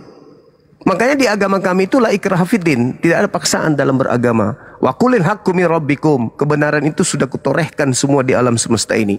Siapa yang mau beriman silakan, yang mau kafir silakan, yang mau kufur ingkar kepadaku silakan. Itu betul itu. Orang yang tidak menggunakan akal sehat, tutup panci pun bisa dituhankan. Orang tidak menggunakan akal sehat. Nah, saya melihat nih, di dalam kitab saudara, kan kami ini sebagai sasaran empuk nih. Amanat agung itu sasaran empuknya itu Islam. Jadikanlah seluruh bangsa menjadi pengikutku. Berarti kami harus menjadi pengikut makhluk yang keluar dari kubur. Tunggu dulu. Kami menggunakan akal sehat. Kalau berbicara mengenai kaidah kebenaran, Yesusnya berpesan kepada pengikutnya Bani Israel, jangan ke bangsa lain. Sedangkan Anda bukan bangsa Israel. Matius 10 nomor 5 nomor 6. Yesus berpesan kepada ke-12 muridnya agar jangan ke bangsa lain, tetapi pergilah kepada domba-dombaku yang sesat dari umat Israel. Nah, satu hal yang perlu saya sampaikan kepada saudara. Yesus yang datang ke atas muka bumi ini sebagai jalan keselamatan bagi Bani Israel itu berpesan kepada pengikutnya, akan ada dua oknum datang setelah aku. Yang pertama adalah roh penghibur, yang kedua adalah Yesus palsu, penyesat. Yesus mengatakan di dalam Yohanes 16, sejenak beliau belum terangkat ke langit. Apa kata Yesus? Yohanes 16 nomor 7, adalah benar jikalau aku pergi, sebab kalau aku tidak pergi, maka roh penghibur atau roh kebenaran itu tidak akan datang kepadamu. Namun kalau aku pergi, aku akan mengutus kepadamu. Itu satu. Berarti yang diutus ini sesuai dengan permintaan Yesus kepada Bapaknya di dalam Yohanes 14 nomor 16. Aku akan minta kepada Bapa agar Bapa mengutus seorang penolong lain. Seorang penolong lain ini akan datang jikalau aku pergi. Dia tidak akan datang sebelum aku pergi. Yohanes 16 nomor 7 nomor 8 sampai nomor 15. Ini yang satu yang datang ini adalah roh kebenaran. Yang datang yang kedua adalah penyesat. Matius 24 nomor 4 nomor 5 nomor 24 dan seterusnya. Lukas 21 nomor 8. Waspadalah kepada penyesat yang datang kepadamu dengan memakai namaku dan berkata, akulah Kristus. Berarti menurut Yesus yang datang kepada muridnya ada dua kelompok, ada dua oknum. Pertama adalah roh kebenaran, yang kedua adalah penyesat yang mengaku Yesus Kristus. Kalau kita lihat dalam Matius 24 nomor 4 nomor 5, Yesus berpesan kepada orang Yahudi muridnya, waspadalah kepada penyesat yang datang kepadamu dengan memakai namaku dan berkata, akulah Kristus. Jangan kamu percaya, mereka akan menyesatkan banyak orang. Berarti kalau Yesus seorang benar, ucapannya harus tergenapi dong. Ada penyesat mengaku Yesus Kristus, menyesatkan banyak orang.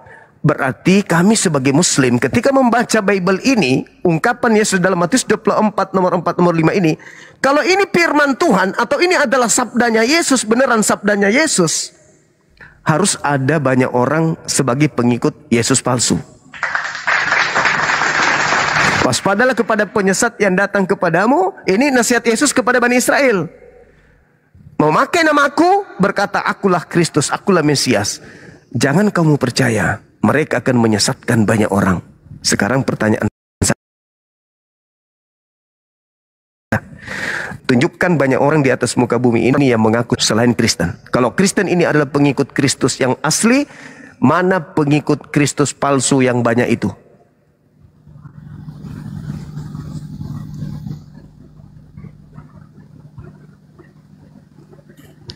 Mute-nya dibuka, Bang. Oke, siap. Oke, Bang Juma, itu kita punya tafsiran masing-masing ya. Mungkin Bang Juma silakan. Jadi kalau menurut saya ya, walaupun ya seperti di Indonesia inilah, mungkin pengikut Yesus mungkin ada sekitar 15% lah kurang lebih di Indonesia. 6% ya. Oke. Jadi justru saya bangga bisa terpilih sebagai orang Kristen karena memang ada firman yang dikatakan di sana ya, banyak dipanggil tapi sedikit yang terpilih. Ya, jadi yang saya imani ya itulah, saya bilang saya tetap percaya dengan Yesus dan kita punya doktrin masing-masing, mungkin tafsiran masing-masing. Dan mungkin saya ada pertanyaan lah sama Bang Juman. Kalau menurut Bang Juma, keselamatan itu seperti apa sih di dalam Muslim? Kalau di dalam Kristen kan keselamatan itu kan hanya ada di dalam Yesus ya. Kami percaya itu. Iya, silakan. Saya katakan tadi kalau hanya modal percaya, ya apapun itu. Cuman masalahnya sekarang ini, Anda sebagai orang yang memegang kitab ini, tentu kalau Anda rajin membaca kitab ini, di situ Yesus mengatakan kepada orang Yahudi, waspadalah kepada penyesat yang datang kepada kamu, memakai namaku dan berkata, akulah Kristus. Mereka akan menyesatkan banyak orang.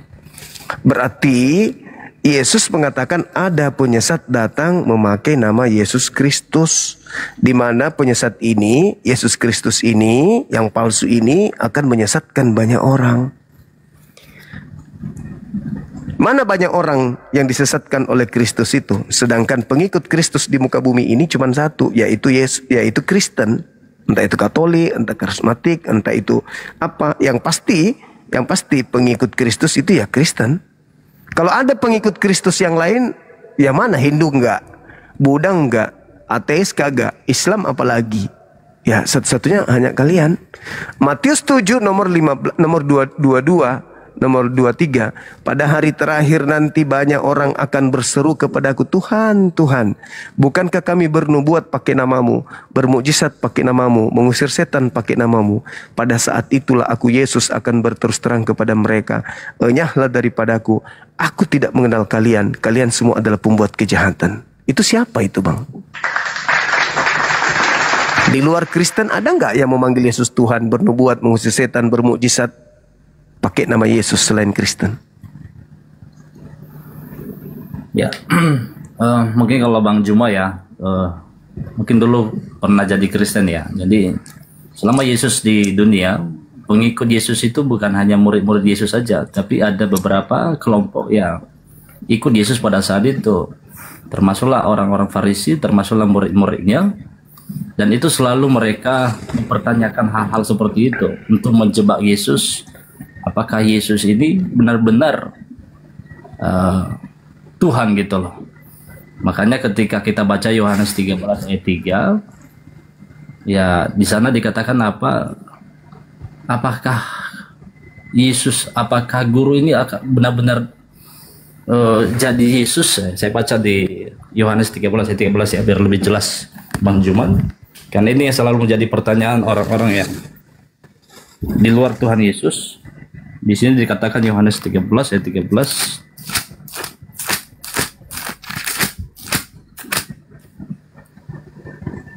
Kamu menyebut aku guru dan Tuhan, dan katamu itu tepat sebab memang akulah guru dan Tuhan. Ini adalah pernyataan ya disampaikan oleh Yesus kepada murid-muridnya. Yang saya baca beberapa komentar di bawah, katanya harus ada data ya.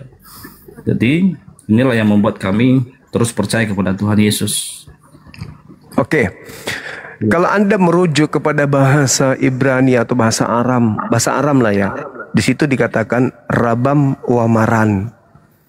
Maran itu bukan Elohim, bukan Eloah. Maran itu dalam bahasa Yunani Kurios. Kurios dalam bahasa Inggrisnya itu Lord. Bukan God, bukan Theos, bukan Tuhan, tetapi Tuan. Jadi Yesus mengaku Tuan, junjungan, gembala, pembimbing, konselor. Dia adalah guru. Aku adalah guru, rabi. Aku adalah rabi. Dan aku juga adalah junjungan, pemimpin. Betul itu katamu. Nah, sekarang Anda mengambil data Yohanes 13:13. Tapi murid-muridnya bukan hanya mengambil satu data itu. Kata Yesus dalam Yohanes 17:8. Segala firman. Maksudnya, semua tinta merah yang ada di dalam Bibel adalah ucapanku, telah aku sampaikan kepada muridku. Muridku telah percaya bahwa engkaulah yang telah mengutus aku. Berarti semua firman Yesus, sabda Yesus, ketika ditamatkan kepada muridnya, muridnya mengimani Yesus ini sebagai utusan Tuhan saja, sebagai rasul, bukan sebagai Tuhan. Sedangkan Kristen mentuhankan yang rasul ini hanya gara-gara aku dan akulah Tuhan, hanya gara-gara diplesetin oleh lembaga Bible. Ada lagi nanti tuh, aku dan Bapa adalah satu. Yohanes 10 nomor 30. Padahal Yesusnya mengatakan di dalam Nata nomor 10 nomor 34, 35, 36. Bukankah di dalam kitab Tauratmu dikatakan siapapun yang diserahi tugas untuk menyampaikan firman Tuhan, firman Bapa, maka dia adalah Tuhan. Dan bukan cuma Yesus yang sebagai penyampai firman, Musa juga sebagai penyampai firman. Makanya pengakuan Yesus tersebut itu dibenarkan Keluaran 7 nomor 1. Musa diutus sebagai Elohim kepada Fir'aun.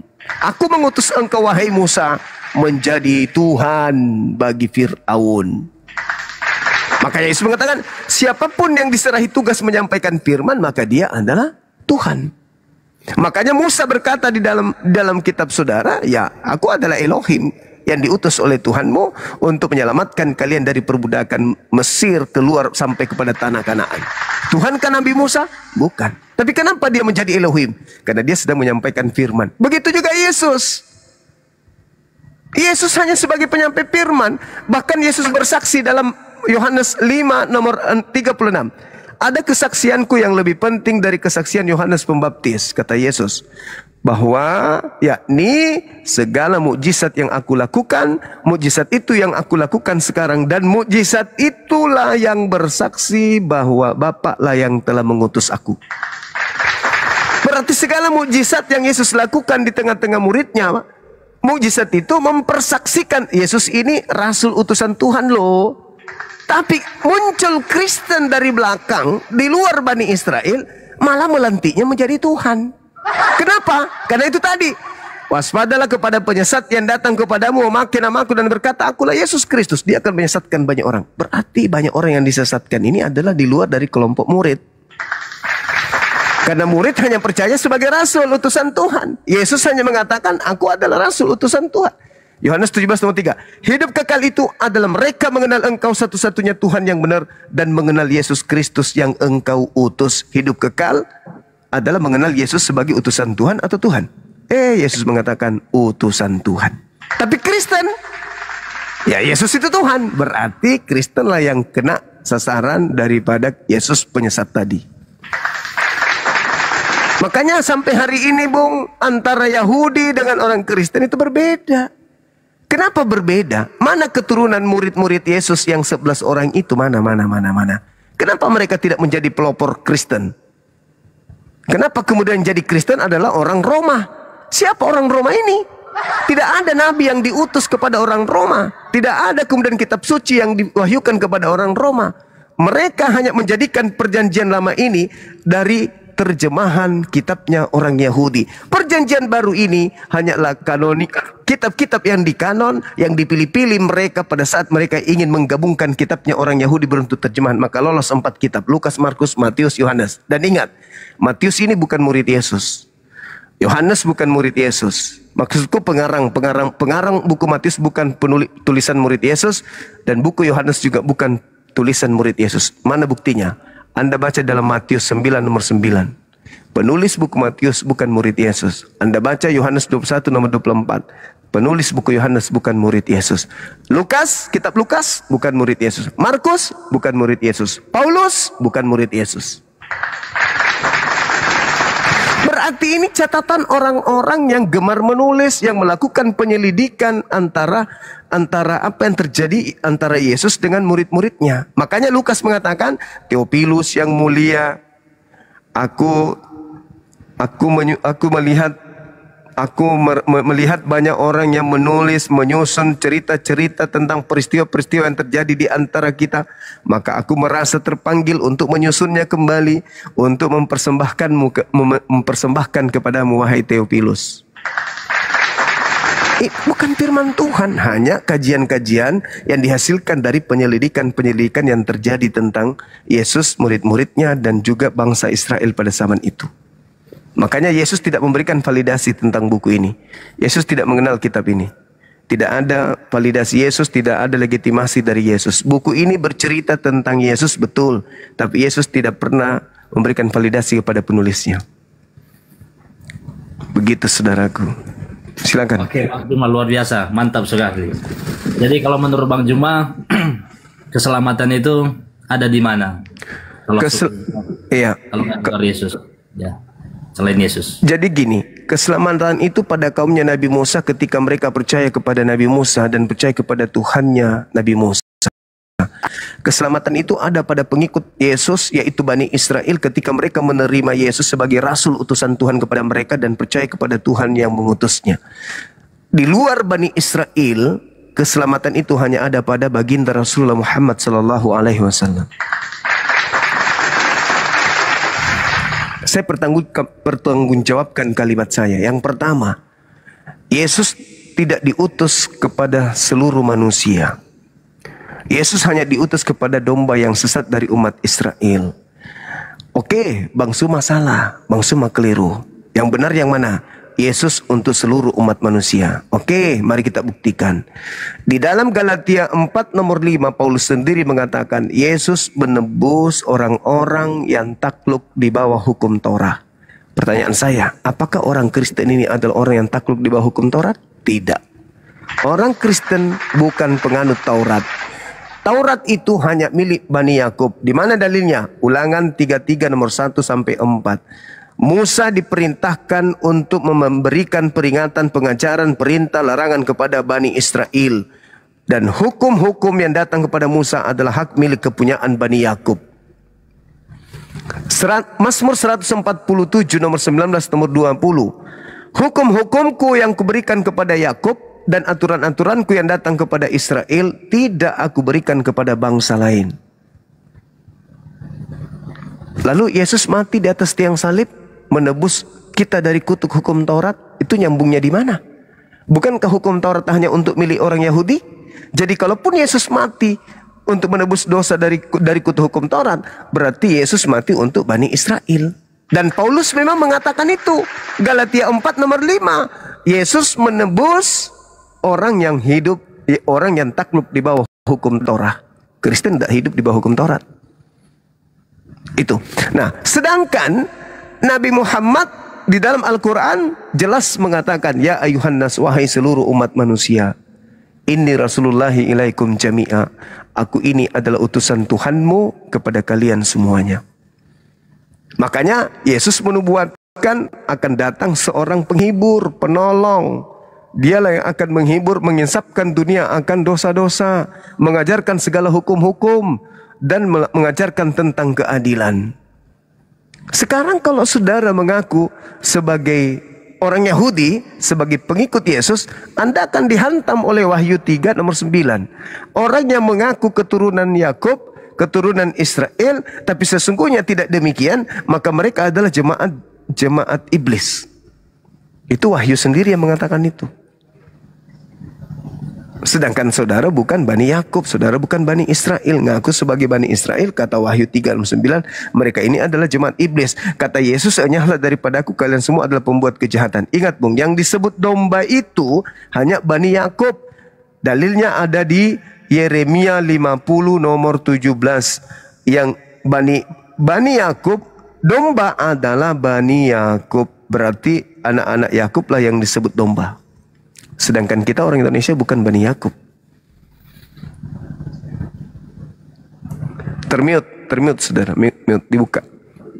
Itulah yang kami alami sebagai orang Kristen, termasuk karismati yang sekarang. Ya, keselamatan itu sekarang itu kami imani adalah kasih karunia. Sebenarnya itu bukan untuk kami sebenarnya, itu memang benar tadi yang Bang Juma bilang, itu sebenarnya untuk orang-orang Israel. Karena orang-orang Israel itu adalah orang pilihan Tuhan. Tetapi itulah ketika Yesus bilang, ketika murid-muridnya nggak percaya Yesus bangkit, adalah Thomas, dia katakan, kalau benar-benar kamu bangkit, mana tandanya ya? Akhirnya kan Yesus menunjukkan diri kepada murid-muridnya waktu itu, dan di situ dikatakan berbahagialah orang-orang yang tidak melihat namun percaya. Ya itulah kamilah orang-orang sekarang itu. Walaupun kami belum melihat, tapi kan percaya apa yang sudah tertulis di dalam Alkitab, bahwa keselamatan itu hanya ada di dalam Yesus, dan Yesus itu adalah Tuhan yang hidup, yang sudah mati dan bangkit untuk kami. Itu sih Bang Juman, mungkin itu saja sih. Oke. Ya, makasih Bang, makasih. Saya menghargai itu iman saudara. Silakan. Ya. Salam kenal ya Bang ya, saudara Ya, berkat. Makasih ya. Saya di Batam Bang, di Batam. Oke. Saya Makassar, Sulawesi. Oh siap, Mama Toraja, mama saya Toraja, Sulawesi. Oh iya, orang kita berarti ya. Oke. Baik, sudah berkat. Makasih Bang Juma sudah dikasih live-nya. Oke saudara, thank you. Sehat selalu. Amin. Oke saudara John Balas, silakan buka kamera. Halo. Ya, buka kameranya Bang. Iya Bang. Dari mana? Katolik, Protestan? Dari apa? Protestan. Iya Bang. Mungkin Abang sudah melihat tema ini. Sudah setelah beberapa orang yang berdiskusi dengan kami.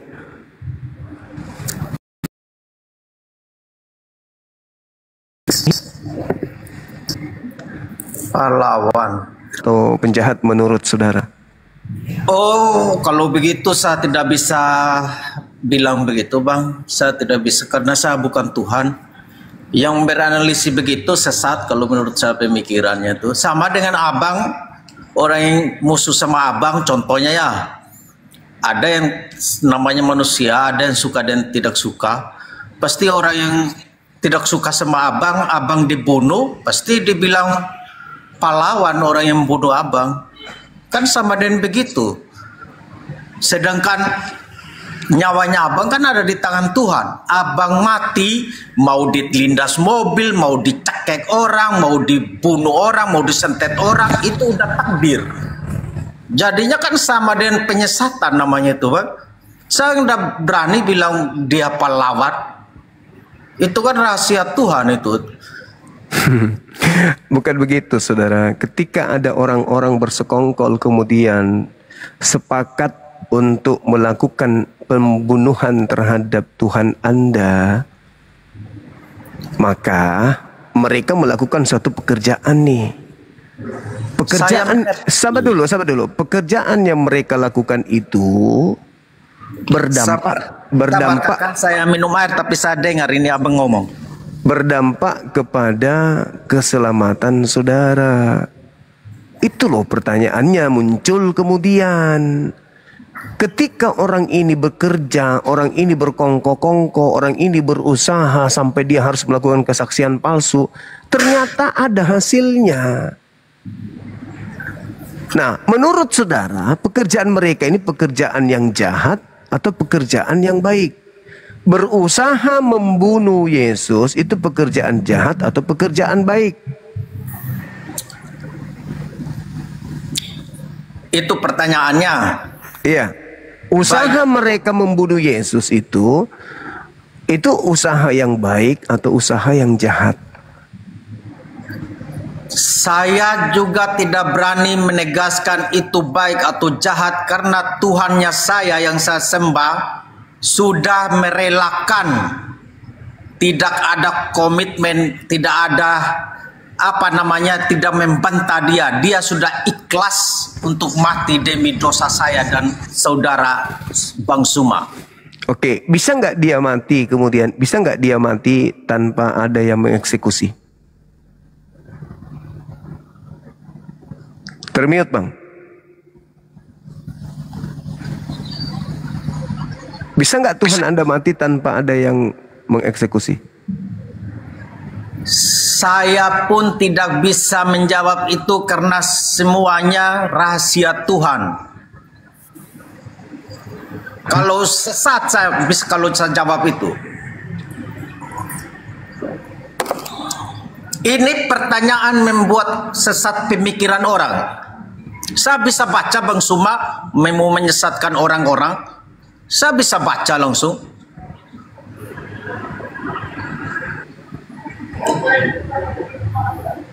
Maksudnya kan abang sudah menikmati hasilnya.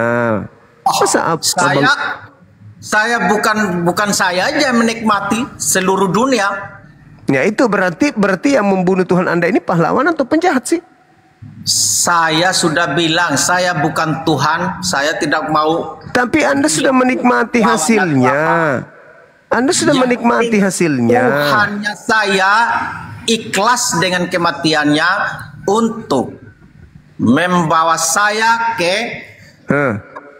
jalan yang benar.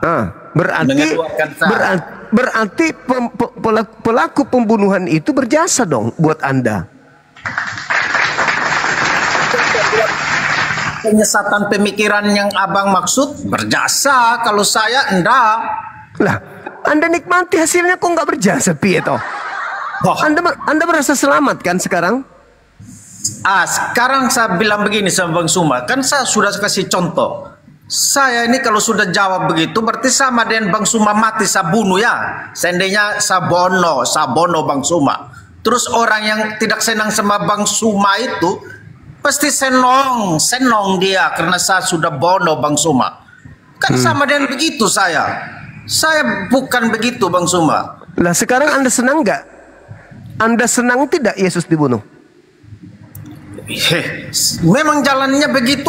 Namanya Anda senang tidak? Anda kan tadi berbicara mengenai senang. Pertanyaan saya, Anda senang tidak Yesus dibunuh? Saya juga tidak bisa mengatakan senang. Kenapa Anda kasih analogi kayak begitu? Memang Anda senang. Sekarang Anda merasa unggul, merasa senang, merasa di atas awan karena Anda sudah dijanjikan keselamatan. Anda nikmati kan itu usaha siapa? Itu usaha siapa? Ini keselamatan dunia. Iya, apalagi keselamatan dunia. Anda sudah nikmati kan? Itu dengan eksekutor salib. Lalu yang memberikan itu siapa? Yang memberikan keselamatan? Yang menderita mati demi dosa saya. Bisa nggak Tuhan Anda menderita mati tanpa ada eksekusi?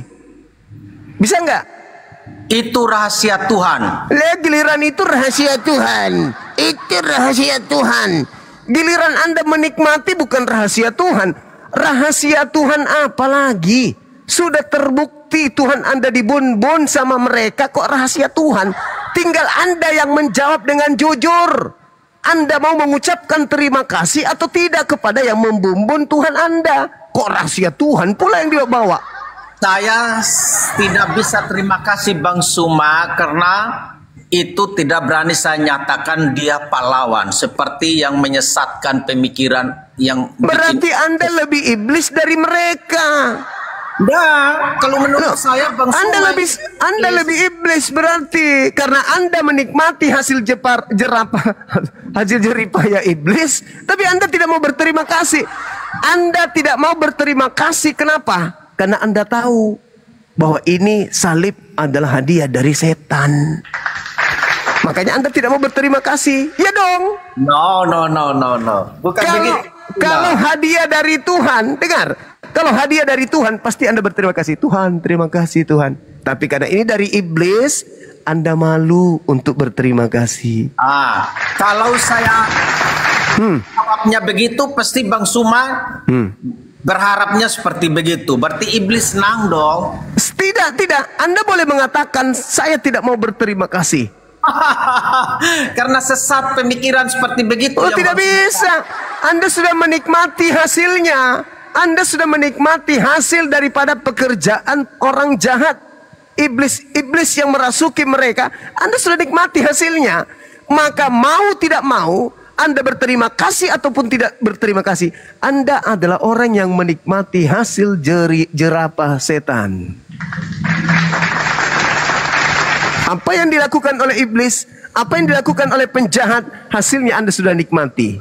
Anda mau mengatakan apa lagi? Anda menikmati hasilnya. Contoh Bang Suma ngomong dulu bagaimana itu menurut Bang Suma ini topik ini tuh bagaimana? Ini benar nggak menurut Bang Suma ini topik ini? Benar sekali. Orang Kristen merasa bukan lagi hamba Tuhan. Itu dia karena Bang Suma itu tidak selevel sama kita. Kalau selevel yang menikmati penyaliban itu. Bang Suma kita udah lewatin. Bang Suma yang menikmati. Seperti Bang Suma masih ketinggalan zaman hidupnya.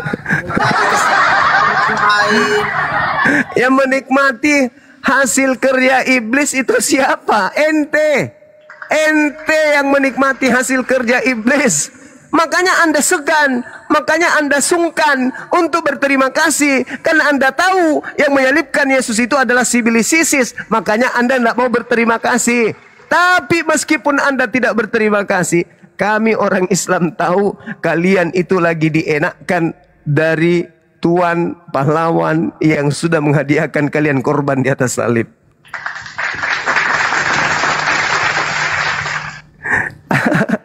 Anda sedang menikmatinya.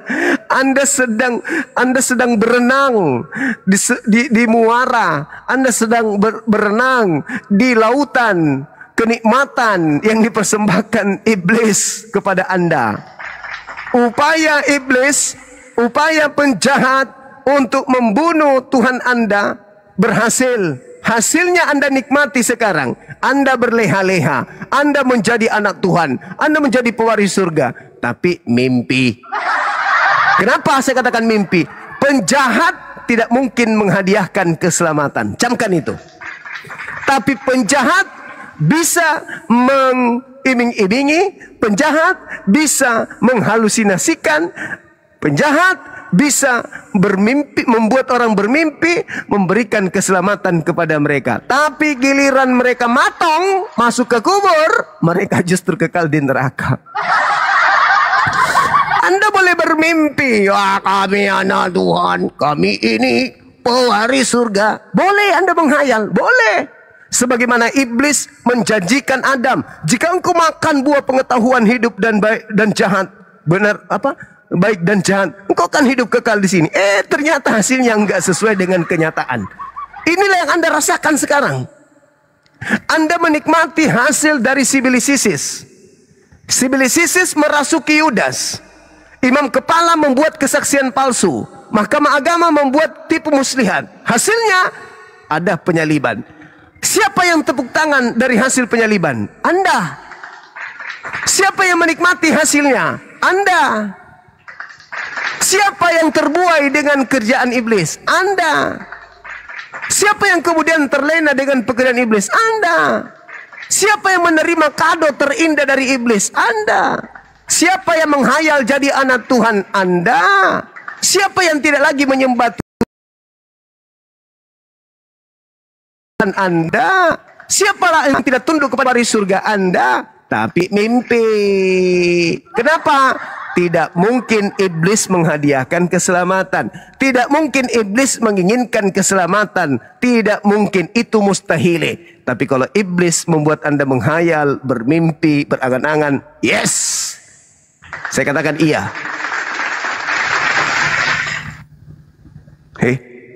Hilang dia, pergi ambil tombak. Oh, enggak, muncul lagi dia. Mulai dia emosi, teman-teman. Mulai. Ayo. Apa yang Anda terima? Apa yang Anda terima dari pekerjaan iblis merasuki Yudas? Apa yang Anda terima? Tidak kakak, begini dulu kakak. Kakak semua yang terhormat, begini aja. Kita jangan dulu ini adu, ini apa, ini salib pahlawan ini. Begini aja, saat telepon ini, siapa suruh PK sama Bung Suma besok janjian jam 8, bagaimana? Dengan ini Joseph Albert. Oh, silakan aja suruh datang ke sini. Tidak, besok saya mau tahu sampai di mana ilmunya kau itu. karena saya ini Bang Suma tidak ada data, tidak ada dalil ini. Besok ketemu dengan dia. Gimana? Yang paling hebat di Indonesia suruh hadapi saya. Siapa yang paling? Jangan. Yang Albert ini siapa ini? Joseph Albert ini. Yang paling sakti, yang paling bisa melilit lidahnya sampai melilit lidah ke tiang listrik. Itu yang kau suruh hadapi saya. Memang sulit bang, sulit. Katanya kemarin kan katanya Bang Suma suruh ini Jeki Sembaring, katanya dengar namanya Jeki aja dengar namanya Bang Suma Jeki lari. Saya DM ini Jeki Sembaring, katanya dia diblokir sama Bang Suma. Diblokir sama Bang Suma sendiri.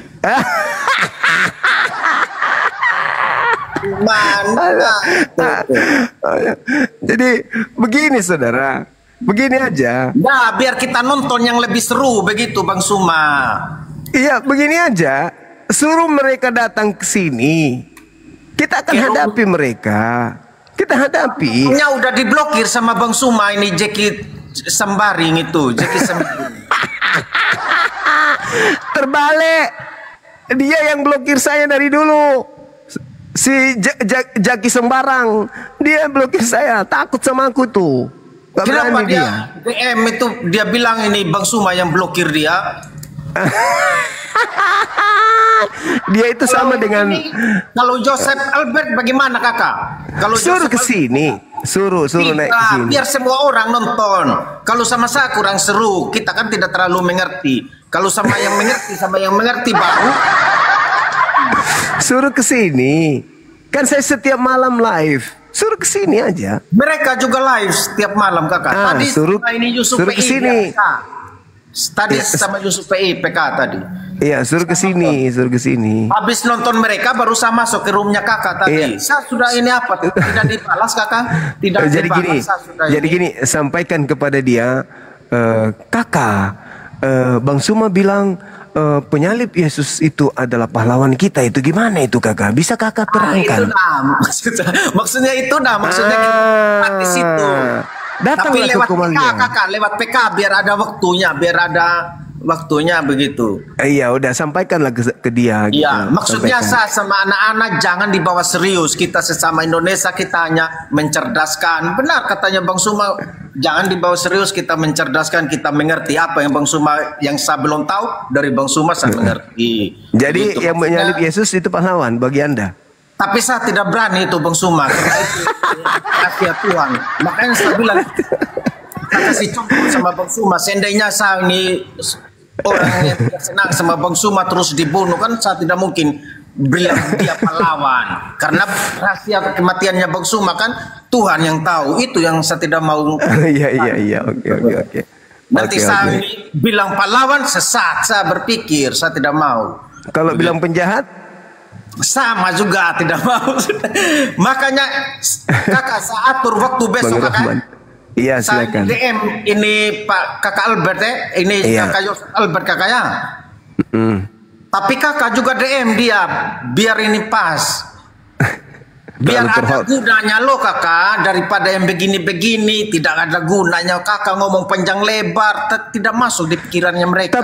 Tapi Anda sudah merasakan nikmatnya hasil penyaliban itu. Anda sudah harus mengambil sikap bahwa penyalib Yesus itu pahlawan. Tidak kakak, yang saya ini apa itu saya itu hanya berterima kasih sama Tuhan karena sudah bukan hanya saya aja menyelamatkan dunia ini dari berarti penyalibnya betul-betul pahlawan karena dunia diselamatkan sama kerjaan dia. Tapi saya tidak berani seperti yang kakak bilang, mau bilang dia pahlawan tidak berani ngomong.